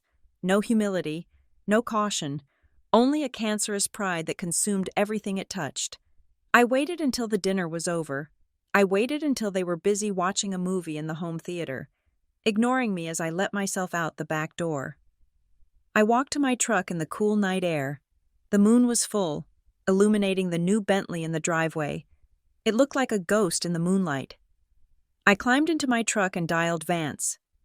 "Report," Vance said instantly. "They are spending it," I said. "All of it? Cars, jewelry, vacations? They are violating the usage clause of the loan agreement a dozen times a day." "We have the evidence?" "We have receipts, bank transfers, and photos," I said. It is ironclad. And Vance? Yes. George Calloway came by. I told him. He tried to warn Richard. He figured out Nemesis was a shell. Richard kicked him out. Vance let out a low whistle. He really is his own worst enemy. He is, I said. He had a chance to turn back. He chose to accelerate. I looked back at the mansion. The lights were blazing in every window, burning electricity they couldn't afford. It is time, I said. The winter gala is in 3 days. That is the deadline for the first interest payment. I want everything ready. The foreclosure papers? Vance asked. The papers, the seizure notice, the security team, and the press, I said. I want to time it perfectly. Clause 88 activates at 9 o'clock sharp. It will be a massacre, Vance noted. No, I said, putting the truck into gear. It will be a correction. Prepare the stage. Vance, the Feast of the Deaf is over. It is time for them to hear the music. I drove away, leaving them to their champagne and their illusions. They were dancing on a trapdoor, and I was holding the lever, and in 3 days, I was going to pull it. The grand ballroom of the Royal Sovereign Hotel was designed to make human beings feel small. The ceilings were 30 feet high, draped in crystal chandeliers that looked like frozen explosions of light. The walls were lined with gold leaf, and the carpet was a deep, plush burgundy that swallowed the sound of footsteps. It was the kind of place where the air itself smelled expensive, a mixture of fresh orchids, beeswax polish, and the distinct, metallic tang of heavy jewelry. Tonight, it was the stage for the Winfield family's resurrection, or rather, their funeral. I stood at the bottom of the grand staircase, smoothing the fabric of my dress, for the first time in years. I was not wearing flannel or denim. I was wearing a dress commissioned by Vance from a private atelier in Milan. It was midnight black, floor-length, with long sleeves and a high neck. To the untrained eye, it was boring. There were no sequins, no feathers, no logos, but the silk was heavy and liquid, moving with my body like a second skin, and the cut was architectural perfection. It had cost $10,000. I walked up the stairs. My cast had been removed 2 days ago, replaced by a discreet, flesh-colored brace that fit under the sleeve. My hand still ached, a dull throb that synchronized with my heartbeat. But the nerves were healing. I could move my fingers. I could make a fist. And tonight, I was going to punch back. At the top of the stairs, the welcoming committee stood guard. Richard, Patricia, and Clarissa were lined up like a royal family greeting their subjects. Richard was wearing a tuxedo that was a little too tight around the waist, likely due to the rich dinners he had been enjoying on the Nemesis dime. Patricia was draped in emeralds, likely purchased last week, and Clarissa was wearing a dress that was essentially a cloud of pink tulle. It took up 3 feet of space in every direction. I approached them. I saw the recognition dawn in their eyes, followed immediately by a flicker of panic. "Diana?" Patricia hissed, stepping out of the receiving line to intercept me. Her smile remained fixed for the photographers, but her eyes were venomous. "What are you doing here? Who let you in?" "I am here for the gala." "Mother," I said calmly, "it is the event of the season, isn't it?" "Look at you," Clarissa sneered. Leaning over her mother's shoulder, she looked me up and down, her gaze lingering on my plain black dress. "Did you cater this event? Or are you part of the funeral service? You look like a widow. God, you are so depressing." "Go home, Diana," Richard growled, stepping in close. He smelled of scotch and expensive cologne. "We have important guests tonight, senators, investors. We do not need our failures on display. If you need money for rent again, call my secretary on Monday. Just get out." "I am not leaving," I said. "Security!" Richard signaled to a large man in a suit standing by the door. "Escort this woman out. She is trespassing." The guard took a step toward me. I reached into my small clutch, a vintage piece worth $2,000, and pulled out a heavy cardstock envelope. I flipped it open. Inside was a ticket, embossed with gold foil. It wasn't just a ticket, it was a platinum-tier invitation, reserved for the highest-level donors and VIPs. "I believe this grants me entry," I said, holding it up. "Compliments of a major sponsor." Richard snatched the ticket from my hand. He stared at it. "Nemesis Capital? How did you get this?" "I have my connections," I said vaguely. "Maybe they appreciate carpentry, or maybe they just wanted to make sure the whole family was here to witness your triumph."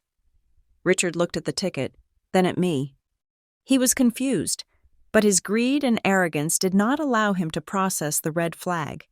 He assumed it was a clerical error, or perhaps Sterling being charitable to the poor relation. "Fine," Richard spat, shoving the ticket back at me. "But stay out of the way. Do not speak to the press. Do not eat the hors d'oeuvres like you are starving. Go stand in the back near the kitchen service entrance. And for God's sake, try to look less like a tragedy." "Enjoy your night, Dad," I said. "It is going to be memorable." I walked past them, entering the ballroom. The room was packed with the elite of Silver Creek and beyond. There were 500 guests, a sea of tuxedos and gowns. Waiters moved through the crowd with trays of champagne and caviar. A string quartet played softly in the corner. I took a glass of champagne from a passing tray. I didn't drink it, I just held it, a prop to blend in. I found a spot near a large marble pillar, shadowed and discreet, where I had a clear view of the stage and the digital clock on the wall. It was 8:45 in the evening. The trap was set. The mechanism was primed. I checked my watch. It was synchronized with the atomic clock. Precise to the millisecond, the terms of the Nemesis Capital loan were explicit. The first interest payment, a sum of $25,000, was due exactly 1 month from signing. That date was today. The time was 9 o'clock at night. Not 9:01. 9 o'clock. My parents had set up an automatic wire transfer. They weren't completely incompetent. They knew how to schedule a payment. They used the Winfield Secure banking portal, a custom interface for high-net-worth individuals. What they didn't remember, or perhaps never knew, was that I built that portal. 10 years ago, when I was 18 and still trying to impress them, I had coded the security architecture for their family office. I had designed the firewalls, the encryption keys, and the routing protocols. And like any good architect, I had left a back door, a kill switch, designed to freeze transactions in case of a cyber attack. 10 minutes ago, while sitting in the taxi, I had sent a command to the server. I had not deleted their money. I had simply placed a temporary hold on outgoing wires, a security flag that required manual verification. The system would attempt to send the $25,000 at 8:55. It would fail. It would send a notification to the account holder's phone, Richard's phone, asking for a biometric override to clear the suspicious activity. If Richard looked at his phone, saw the alert, and pressed his thumb to the screen, the payment would go through. He had 5 minutes to do it. It was a simple action. A responsible adult would check their phone, but Richard Winfield was not a responsible adult. He was a narcissist who was about to be on stage. The lights in the ballroom dimmed. A spotlight hit the center stage. The chatter died down. "Ladies and gentlemen," the announcer boomed, "please welcome the man of the hour, the visionary behind the Winfield Renaissance, Mr. Richard Winfield." Thunderous applause filled the room. Richard walked onto the stage. Beaming, he waved to the crowd, basking in the adoration. He adjusted the microphone, his Patek Philippe watch catching the light. It was 8:55. I looked at my phone. The Aegis dashboard showed a red alert. Transaction blocked. User authorization required. I looked at Richard. He paused. He reached into his jacket pocket. He felt the vibration. I saw his hand linger there for a fraction of a second. "Check it." I thought, "Check the phone. Save yourself." Richard withdrew his hand. Empty. He wasn't going to check a text message while 500 people were clapping for him. It was beneath him. He smiled, grabbed the lectern with both hands, and began his speech. "Thank you," Richard said, his voice smooth and practiced. "Thank you all. Tonight is not just a celebration of wealth. It is a celebration of values. The crowd murmured appreciatively. We live in a world that is losing its way. Richard preached. A world where loyalty is rare and integrity is forgotten. But the Winfield family has always stood for something more. We stand for hard work. I scoffed quietly. He hadn't worked a hard day in 20 years. We stand for charity, Richard continued, gesturing to the banner behind him that read, Hope for Tomorrow. Every dollar raised tonight goes to the children, because if we do not support the next generation, who are we? The hypocrisy was physical. It felt like a wave of nausea. He was literally stealing from that fund to pay for the suit he was wearing. It was 8:58. And most importantly, Richard said, looking toward Patricia and Clarissa in the front row, we stand for family. Family is the anchor. It is the bond that cannot be broken. We support each other. We lift each other up. 2 minutes. I watched the digital clock on the wall. The numbers seemed to flip slower than usual. I want to thank our new partners, Nemesis Capital, Richard said. They saw in us what we see in ourselves. Limitless potential. They trusted us because they know that the Winfield name is a guarantee of excellence, a guarantee of honor. 8:59. The system pinged my phone again. Second attempt failed. Final warning sent to user device. Richard's phone would be buzzing aggressively now. A persistent, urgent vibration against his ribs. He flinched slightly. He felt it. He looked annoyed for a brief microsecond, a flicker of irritation that a device dared to interrupt his monologue, but he did not reach for it. He was in the middle of a crescendo. So let us raise a glass, Richard shouted, raising his own champagne flute. To the future, to a legacy that will last 1,000 years, to the Winfield Empire. To the Winfield Empire, the crowd roared back. The second hand on the clock swept past the 12. It was 9 o'clock. The deadline had arrived. The payment was not made. I held my breath. For 60 seconds, nothing would happen. The contract allowed for a 60-second latency period for digital processing. It was the final grace period, the last breath before the plunge. Richard took a sip of champagne. He looked down at Patricia. They smiled at each other. A conspiratorial smile of two thieves who thought they had pulled off the heist of the century. 30 seconds. Clarissa was taking a selfie with her mother, pouting for the camera. 15 seconds. The room was filled with laughter and the clinking of glass. They were so happy. They were so secure. They were on top of the world. 5, 4, 3, 2, 1, 901. My phone vibrated. A single, distinct pulse. Notification. Clause 88. Activated. Default confirmed. Asset seizure protocol initiated. I looked up at the stage. Richard was still smiling. He didn't know yet. He didn't know that he was no longer a millionaire.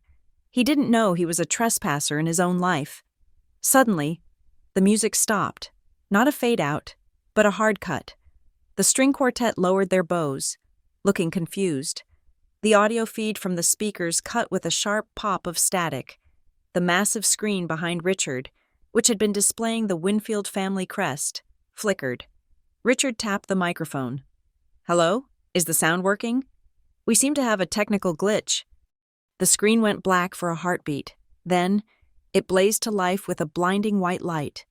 The Winfield crest was gone. In its place was a sharp, angular logo, a sword intersecting a shield, the logo of Nemesis Capital, and below it, in stark, red letters that were 10 feet tall. A message appeared, property seized. A murmur rippled through the crowd. People were pointing. Richard turned around to look at the screen. He squinted, trying to make sense of the words. What is this? Richard demanded, his voice picking up on the microphone, sounding shrill. Who is doing this? Turn it off. He looked toward the sound booth. Cut the feed. This is a mistake. It was not a mistake. The side doors of the ballroom burst open. The heavy thud of the doors hitting the walls echoed like gunshots. 20 men marched in. They were not hotel security.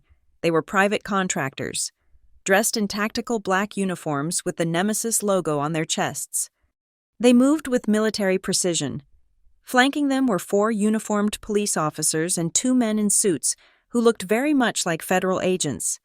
The crowd gasped and parted like the Red Sea. Leading the phalanx was Reginald Sterling. But the charm was gone. The smile was gone.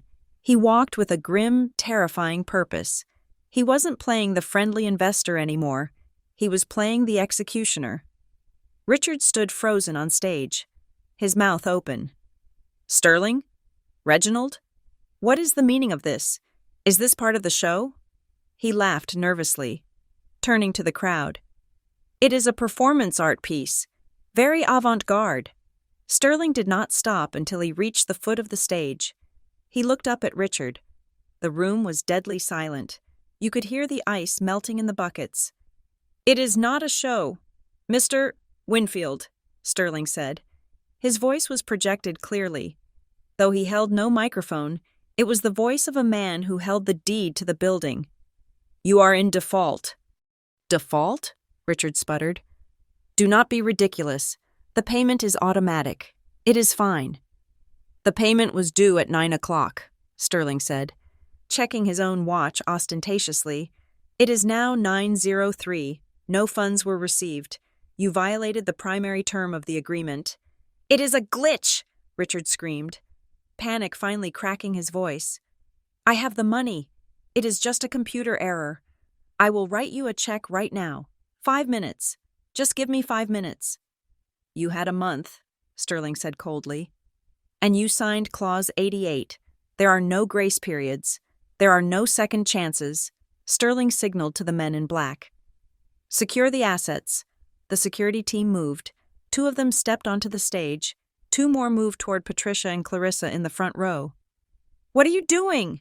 Patricia shrieked, as a guard reached for her purse. Do not touch me. This is assault. That purse is collateral, the guard said, taking it from her unresisting hands. As is the necklace. Please remove it, ma'am, or we will be forced to assist you. Richard! Patricia screamed. Do something! Richard looked around wildly. He looked at the crowd, pleading for help, but the elite of Silver Creek did not help sinking ships. They stepped back. They pulled out their phones. They started recording. I stood in my corner, my hand resting on the cool marble of the pillar. The champagne in my glass was still cold. The gala was over. The execution had begun. And as Richard Winfield looked out at the sea of flashing cameras, his eyes finally found me in the shadows. I raised my glass to him, a silent toast. Welcome to the real world. Father. The ballroom was a cauldron of noise and confusion. The polite murmur of the elite had been replaced by the frantic, hungry buzz of scandal. Every smartphone in the room was raised. 1,000 digital eyes recording the disintegration of the Winfield dynasty in real time, on stage. Richard looked like a man trying to hold back the tide with a teaspoon. He was sweating profusely, the makeup on his forehead running in streaky rivulets. This is illegal, Richard shouted into the microphone, which was miraculously still working, amplifying his desperation. You cannot just seize property. I have rights. I am Richard Winfield. Sterling stood at the base of the stairs, unmoving, a monolith of calm amidst the chaos. He didn't even look at Richard. He looked at the security team. Proceed with the inventory. Tag everything. The sound equipment, the lighting rigs, the decorations. It was all paid for with Nemesis funds. It is all ours. No! Richard lunged forward, grabbing a security guard by the lapel. You do not touch my stage. The guard, a man who looked like he chewed granite for breakfast, simply brushed Richard's hand away as if it were a fly. Sir, step back, or you will be restrained. Meanwhile, near the bar, a secondary drama was unfolding. Clarissa was trying to close out her tab. She was frantically swiping a platinum credit card through the reader held by a terrified bartender. Do it again, Clarissa shrieked, her voice cutting through the din. The chip is dirty. Swipe it. I have tried 3 times.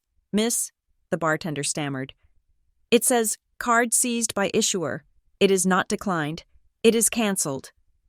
That is impossible, Clarissa yelled. She grabbed another card from her clutch. "Try the Amex. Try the black card." "Clarissa," a female security officer said, stepping up behind her. "Those cards are property of the estate. The estate is now under receivership. Hand them over."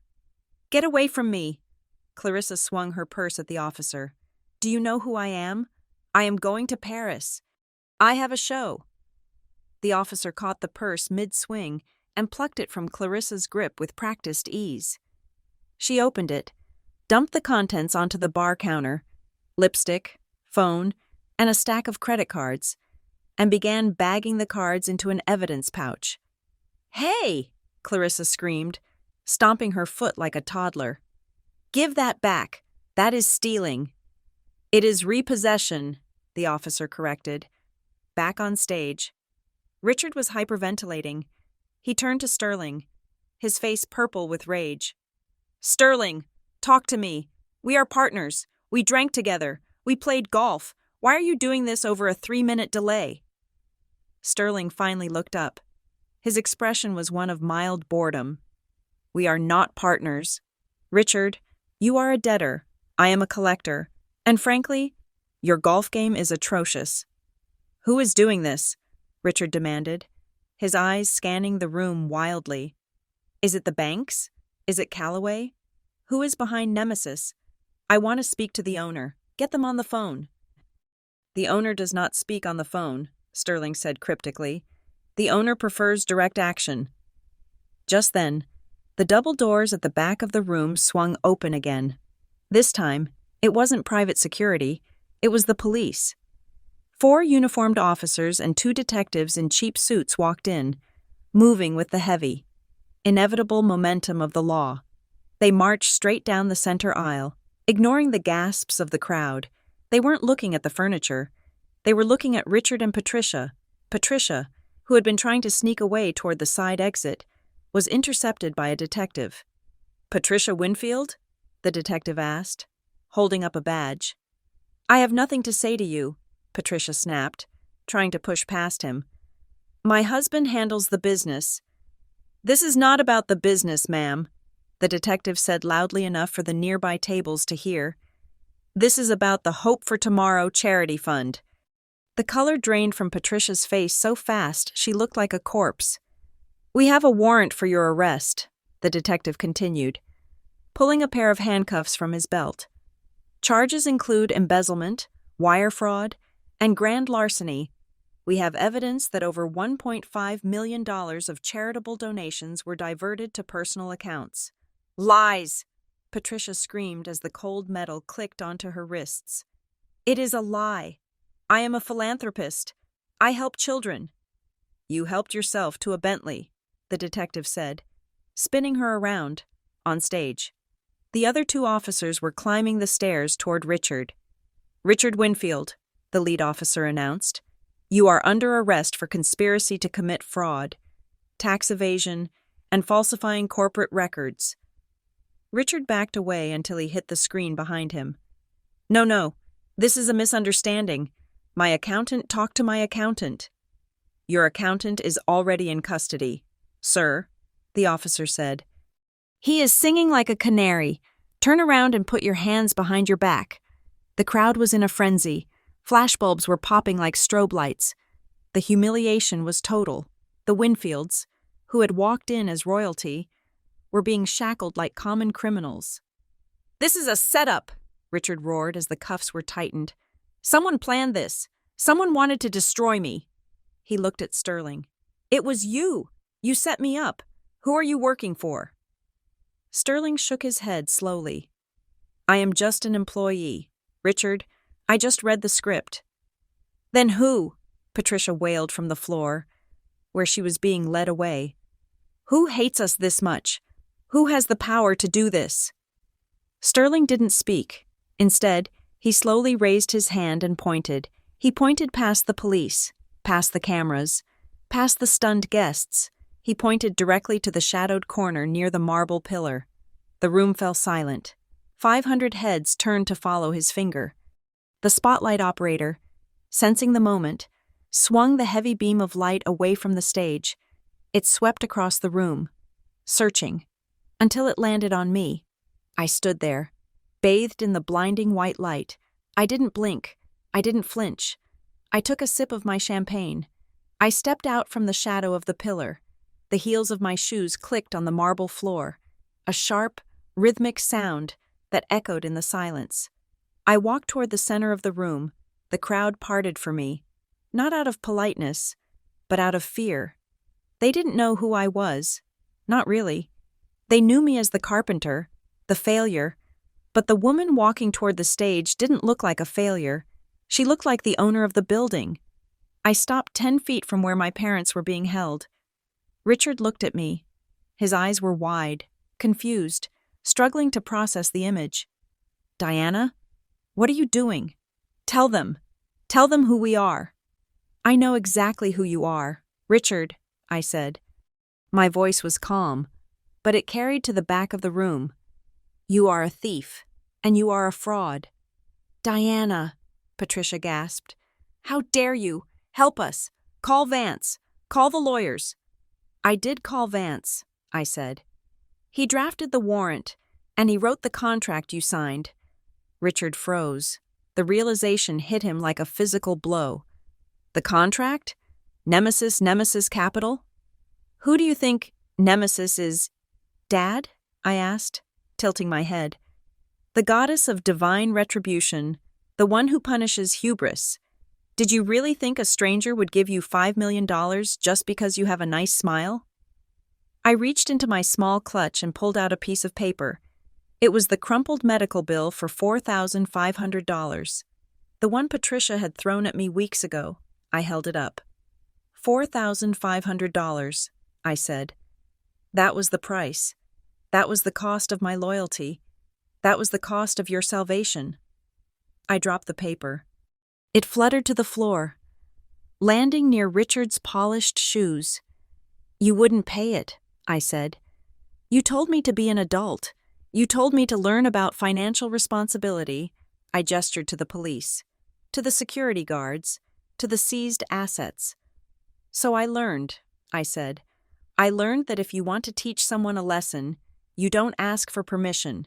You buy the school." "You?" Clarissa screeched from the bar, struggling against the officer. "You are broke. You live in a dump. You do not have $5 million.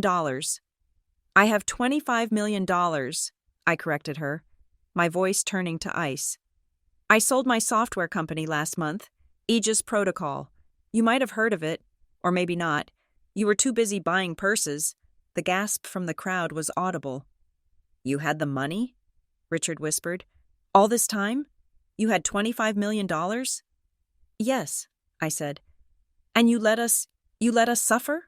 Richard's face twisted into a mask of pure selfishness. "You ungrateful brat. You had the money and you didn't give it to us. We are your parents."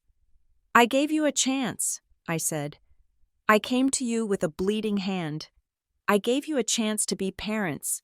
You chose to be bankers, and bad ones, at that." I looked at Sterling. "Take them away. They are trespassing on my property." "Wait!" Patricia cried, lunging toward me, held back only by the handcuffs. "Diana, baby, we didn't mean it. It was tough love. We were just trying to motivate you. We love you." "I know," I said.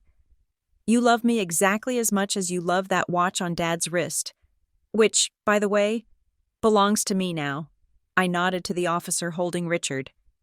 "Officer, the watch. It is listed in the seizure order. Please remove it." The officer grabbed Richard's wrist and unclasped the Patek Philippe.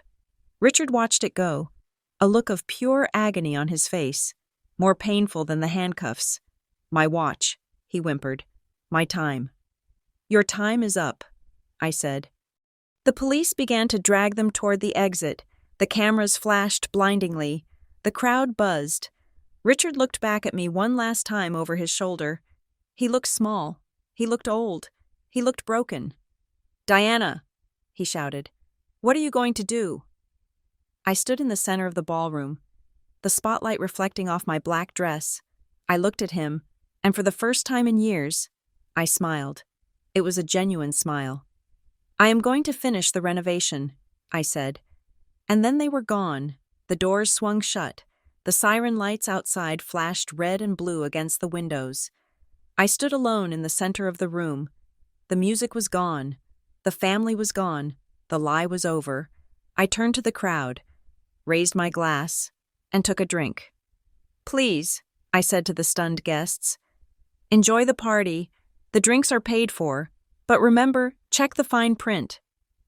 The chaotic energy that had consumed the ballroom moments ago vanished the instant my heel struck the first step of the stage. It was not a gradual quieting. It was a sudden, suffocating vacuum of sound. The police officers, who had been dragging my parents toward the exit, stopped in their tracks as if commanded by an invisible force.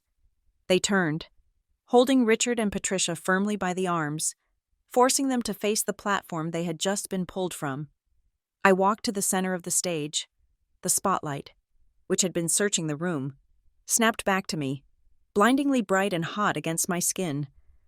I did not shield my eyes. I looked directly into the glare, then past it, into the darkness where 500 of the city's most judgmental eyes were fixed on me. I picked up the microphone Richard had dropped. It was still warm from his hands. Bring them closer, I said. My voice boomed through the speakers. Calm, flat, and devoid of any mercy. The officers hesitated for a fraction of a second, looking to the detectives, who nodded. They marched my parents and my sister back toward the foot of the stage. They stood there, disheveled, their expensive clothes twisted, their wrists bound in steel. Richard looked up at me. His face was a map of ruin. The sweat had cut channels through his foundation, and his eyes were wide, bloodshot, and filled with a terror that bordered on madness. You, he croaked, his voice barely audible without the amplification. You did this? You are a carpenter. You live in a shack. How do you have the money? Patricia was trembling, her mascara running down her cheeks in black tears. Diana, tell them to stop. This is a nightmare. Wake us up. I looked down at them. From this height, they looked small. They looked like children who had broken a vase and were terrified of the broom. I do not need your money, Father, I said into the microphone, addressing him but speaking to the room. And I certainly do not need your pity. For 28 years, I waited for you to be parents. I waited for you to look at me and see something other than a disappointment. But I realized something recently. You cannot ask for water from a stone, and you cannot ask for humanity from a narcissist. I signaled to the technician in the booth. Screen, the massive LED wall behind me, which had displayed the seizure notice, shifted. It went black for a moment, and then a split-screen image appeared. The resolution was crystal clear, magnified so that even the people in the back row could read the fine print. On the left side of the screen was a scanned copy of a hospital invoice. It was dated 3 weeks prior. Patient, Diana Winfield. Procedure, urgent reconstructive microsurgery. Total due, $4,500. On the right side of the screen was a receipt from a luxury auction house, dated the exact same day, only 2 hours later. Item, Patek Philippe reference 2499. Total paid, $60,000. Below the images, I projected a screenshot of a text message conversation. Diana, Mom, please, the surgery is $4,500. My hand is dying. I will pay you back. Patricia, grow up. Diana, we are not a bank. Learn some responsibility. The crowd gasped. It was a collective intake of breath that sucked the air out of the room. I saw hand cover mouths.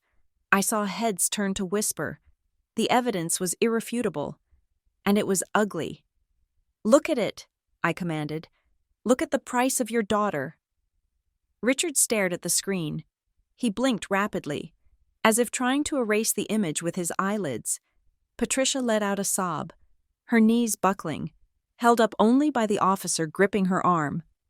$4,500, I said, letting the number hang in the air. That was the cost. That was the threshold. If you had given me that money, if you had shown even a single microscopic grain of compassion, none of this would be happening tonight. I would have paid off your debts quietly. I would have let you keep your house. I would have let you keep your illusions. I took a step closer to the edge of the stage. But you refused, I continued. You bought a watch instead. You drank wine that cost more than my antibiotics. You told me to learn about finance. So, I did. I paused, letting the silence stretch until it was painful. My name is Diana Winfield, I announced. But in the industry, I am known as the architect. I founded Aegis Protocol 5 years ago. While you were busy judging my sawdust-covered boots, I was building the cybersecurity infrastructure that protects half the banks in this room. A ripple of shock went through the crowd. I heard the name Aegis whispered in reverent tones. They knew the company. They knew the value. I sold Aegis last month, I said. For $25 million. Richard's jaw dropped. He looked like he had been struck by lightning. 25 million? Yes, I said. I have enough money to buy this hotel. I have enough money to buy your company 10 times over, and I used a fraction of it to buy your debt. I pointed at them. I am Nemesis Capital. I am the bank. I am the landlord, and I am the one who just foreclosed on your life. Clarissa, who had been staring at the screen in a catatonic stupor, suddenly snapped the reality of her situation, the loss of Paris, the loss of status, the loss of her future, broke something inside her. You witch! She screamed. She tore herself free from the female officer's grip with a burst of hysterical strength. She lunged toward the stage. Her hands clawed into talons. Her face twisted into a mask of pure, ugly hatred. You ruined everything! Clarissa shrieked, scrambling up the first 2 steps. I hate you, you jealous, ugly little... She never made it to the 3rd step. 2 of my personal security guards moved with the speed of striking cobras. One intercepted her, blocking her path with a forearm of steel. The other grabbed her by the waist and hauled her back down the stairs. Clarissa kicked and screamed, flailing in the air. Let me go! That money is ours! She stole it from us! Daddy said we were rich. Restrain her, I said coldly. The guards pinned her arms behind her back and marched her over to where her parents were standing. She was panting, her hair wild, her dress torn at the shoulder. She looked feral. You are not a victim, Clarissa, I said, looking down at her. You are an accomplice. You spent $300,000 on clothes while your father stole from cancer patients. Do not talk to me about stealing. I turned my attention back to the crowd. I needed to finish this. I needed to make the final judgment clear. This is not just about revenge, I said, my voice steady. This is about restitution. The Winfield family has been living a lie for decades. They have funded their lifestyle with stolen money, fraudulent loans, and the embezzlement of charitable funds. I gestured to the police detectives. The evidence I provided to the Federal Bureau of Investigation is comprehensive, I stated. Every dollar is accounted for, and tonight, I am making a promise to everyone in this room and to the city of Silver Creek. I looked directly at the camera of a local news crew that had pushed its way to the front. Every single asset seized tonight, I declared. The house in Silver Creek, the cars, the jewelry, the art, the company stocks, all of it will be liquidated at public auction. I pointed to the Hope for Tomorrow banner that still hung limply behind me. And 100% of the proceeds, every single penny, will be donated to the charities that my parents defrauded. The scholarships will be funded. The hospital grants will be paid. I will personally ensure that the debt to society is settled, even if it takes every dime this family ever touched. Richard let out a wail. It was a high, thin sound, like a wounded animal. He fell to his knees. The tuxedo pants strained against his thighs. He looked up at me, clasping his handcuffed hands together in a grotesque parody of prayer. Diana, he begged, please, not the house, not everything. We will have nowhere to go. We will be on the street. Have mercy. I am your father. I taught you to ride a bike, remember? Remember the bike? I remember, I said. I also remember you telling me last week that I was a waste of space. Which memory should I prioritize? Dad? It was her, Richard suddenly shouted, spinning on his knees to point at Patricia. It was your mother. She made me do it. She needed the parties. She needed the clothes. I wanted to save money. Diana, I swear, she forced me to cook the books. Patricia gasped, her eyes bulging. The betrayal was instantaneous and absolute. You lying coward. You spineless worm. You told me the company was fine. You bought the watch. You insisted on the Bentley.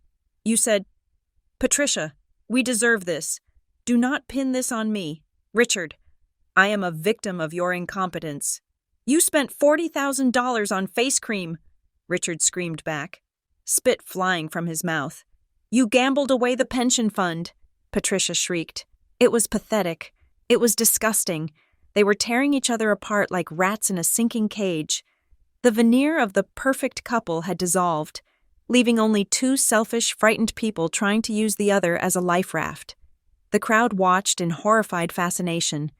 This was the end of the Winfield dynasty, not with a bang, but with a screaming match between husband and wife in handcuffs. Enough, I said. My voice cut through their bickering. They both froze, looking up at me. Take them away, I ordered. I am tired of looking at them.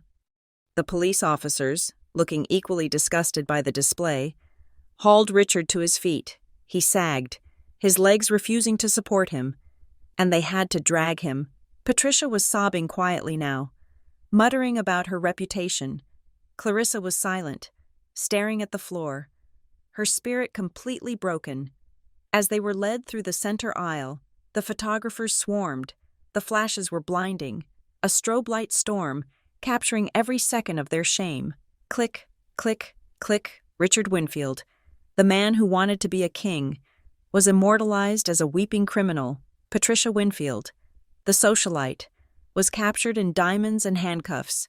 Clarissa Winfield, the heiress, was documented in her torn tulle dress. I stood on the stage and watched them go. I did not look away. I owed it to the 12-year-old girl in the basement to watch them leave. When the heavy doors finally closed behind them, swallowing the noise of their protests, the room fell into a heavy silence again. I was alone on the stage. The screen behind me still showed the receipt for the watch and the medical bill. I looked out at the guests.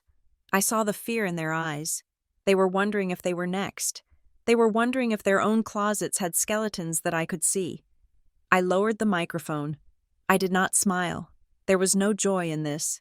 There was only the cold, hard satisfaction of a balance sheet finally zeroed out. I placed the microphone on the podium. It made a dull thud. I turned and walked toward the side stairs. I did not look back at the audience. I did not wait for applause. I walked with my head high, my back straight, and my hands free.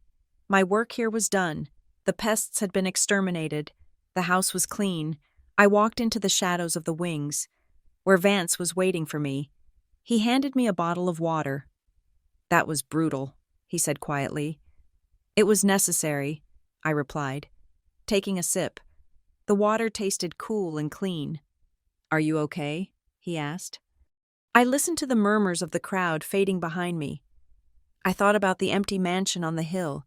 I thought about the workshop I would go back to tomorrow. I am fine, Vance, I said. I am finally an adult. The silence in the mansion was different now. It was no longer the heavy, suffocating silence of judgment that used to hang over the dinner table like a guillotine. It was the hollow, echoing silence of a vacuum. 1 month had passed since the winter gala. The incident, as the local papers called it, had dominated the news cycle for 2 weeks before fading into the background, replaced by the next scandal. But here, inside the walls of the Silver Creek estate, the aftermath was permanent. I walked through the empty living room, my boots clicking on the bare hardwood floors. The Persian rug, the one Clarissa had screamed about when I bled on it, was gone. It had been sold at auction last week for $8,000 to a collector in Manhattan. The beige sofas were gone. The $60,000 Patek Philippe was gone. Even the curtains had been stripped from the windows, letting the afternoon sun pour in without filter, exposing the dust motes dancing in the air. I stopped in the center of the room. This was where I had stood with my bleeding hand. This was where I had asked for help. This was where my mother had sipped her wine and told me to learn about responsibility. I closed my eyes and took a deep breath. I waited for the anger to rise.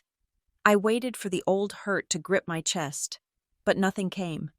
The ghost of the frightened, desperate daughter who had stood here was gone. She had packed up and left with the furniture. All I felt was a profound, quiet lightness. It was the feeling of setting down a heavy backpack after hiking a mountain for 28 years. "It is just a house," I whispered to the empty room.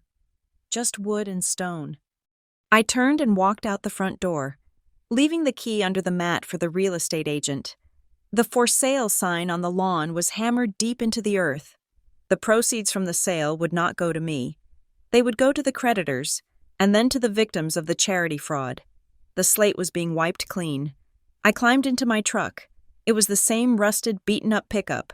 I could have bought a Ferrari. I could have bought a fleet of them. But I kept the truck. It was honest. It didn't pretend to be anything it wasn't. I drove toward the city, the radio playing a low country tune.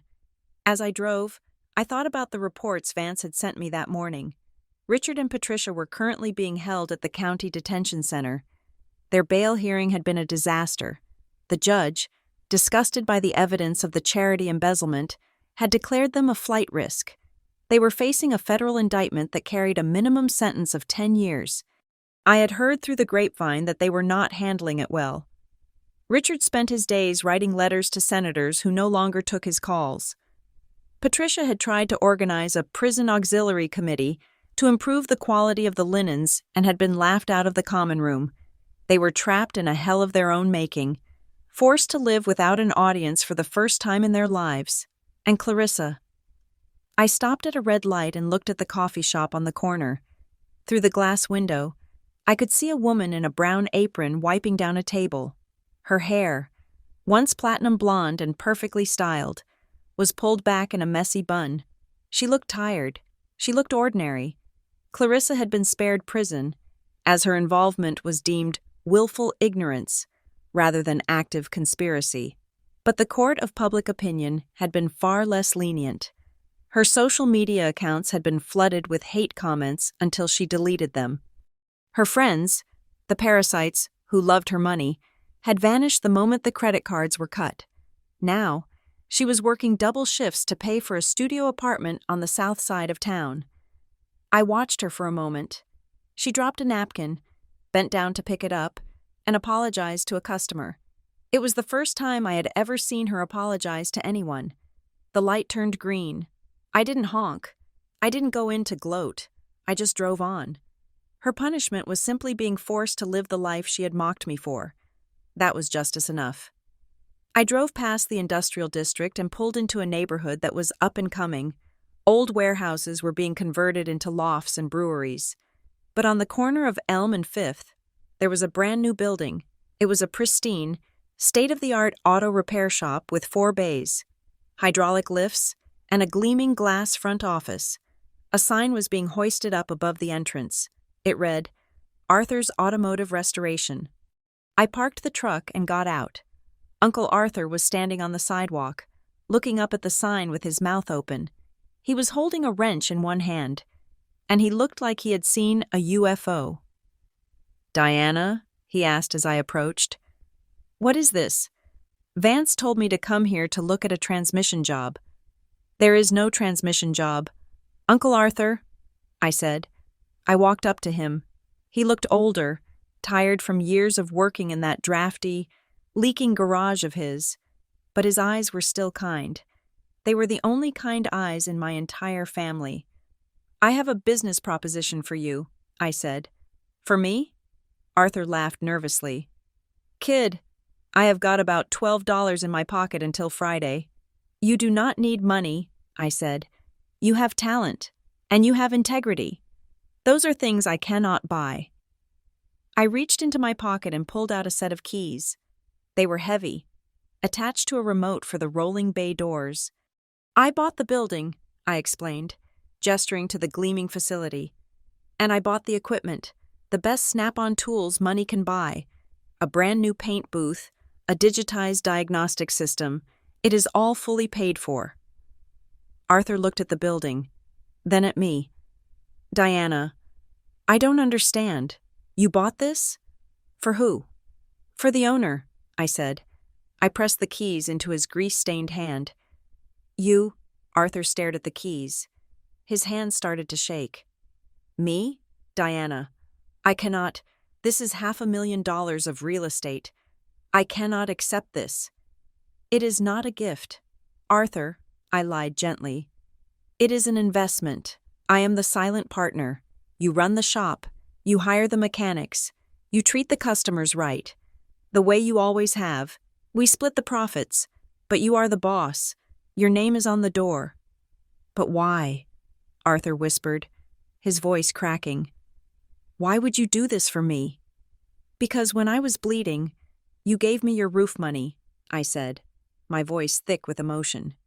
You gave me $800 when you didn't have it to give. You were the only one who saw me as a human being. Arthur looked at me. Tears welled up in his eyes, cutting tracks through the grime on his cheeks. He tried to speak, but he couldn't. He just pulled his cap down over his eyes and sobbed. I stepped forward and hugged him. He smelled of oil and old tobacco, a smell that used to embarrass my mother. But to me, it smelled like safety. You are a good man, Uncle Arthur, I told him, and good men deserve to win, just once. He held on to me tightly. Thank you, he choked out. Thank you, kiddo. Go open the doors, I said, pulling away and smiling. I think you have your first customer. My truck needs an oil change, and I only trust the best. I watched him walk toward the building, walking taller than I had ever seen him. He unlocked the door, turned on the lights, and the open sign flickered to life. I had one last stop to make. I sat in the waiting room of the Hope for Tomorrow Foundation office. It was under new management now. The board had been fired, and a team of forensic accountants had been brought in to clean up the mess. The new director, a woman named Sarah, who had spent 20 years in nonprofit work, came out to greet me. She looked exhausted but determined. Ms. Winfield, she said, shaking my hand. I was surprised you wanted to meet, given everything. I am not my parents, Sarah, I said. I know, she said softly. We are recovering. Slowly. The scandal hurt donations, obviously, but we are trying to ensure the scholarship students don't lose their funding for the fall semester. I reached into my bag and pulled out a check. I want to make a donation, I said. Anonymous, please. I handed it to her. Sarah looked at the check. Her eyes widened behind her glasses. She looked up at me, stunned. $450,000, she read. It is a specific number, I said. It is 100 times the amount of a medical bill that was once refused to me. I thought it was poetic. The money that was denied to heal one person will now heal hundreds. This saves the entire program, Sarah said, her voice trembling. Diana, this changes everything for these kids.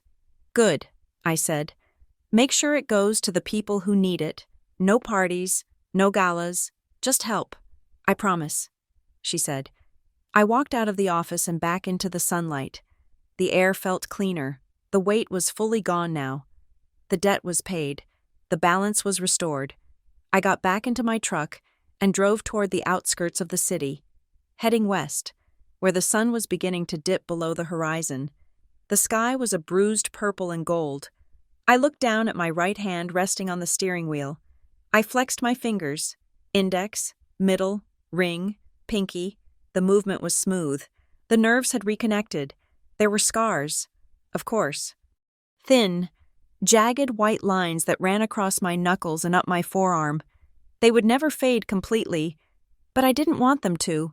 They were not marks of shame. They were receipts. They were proof that I had survived the machine. They were proof that I had broken myself to build something stronger. My phone buzzed on the passenger seat. I glanced at it. It was a text from Vance. The liquidation sale is complete.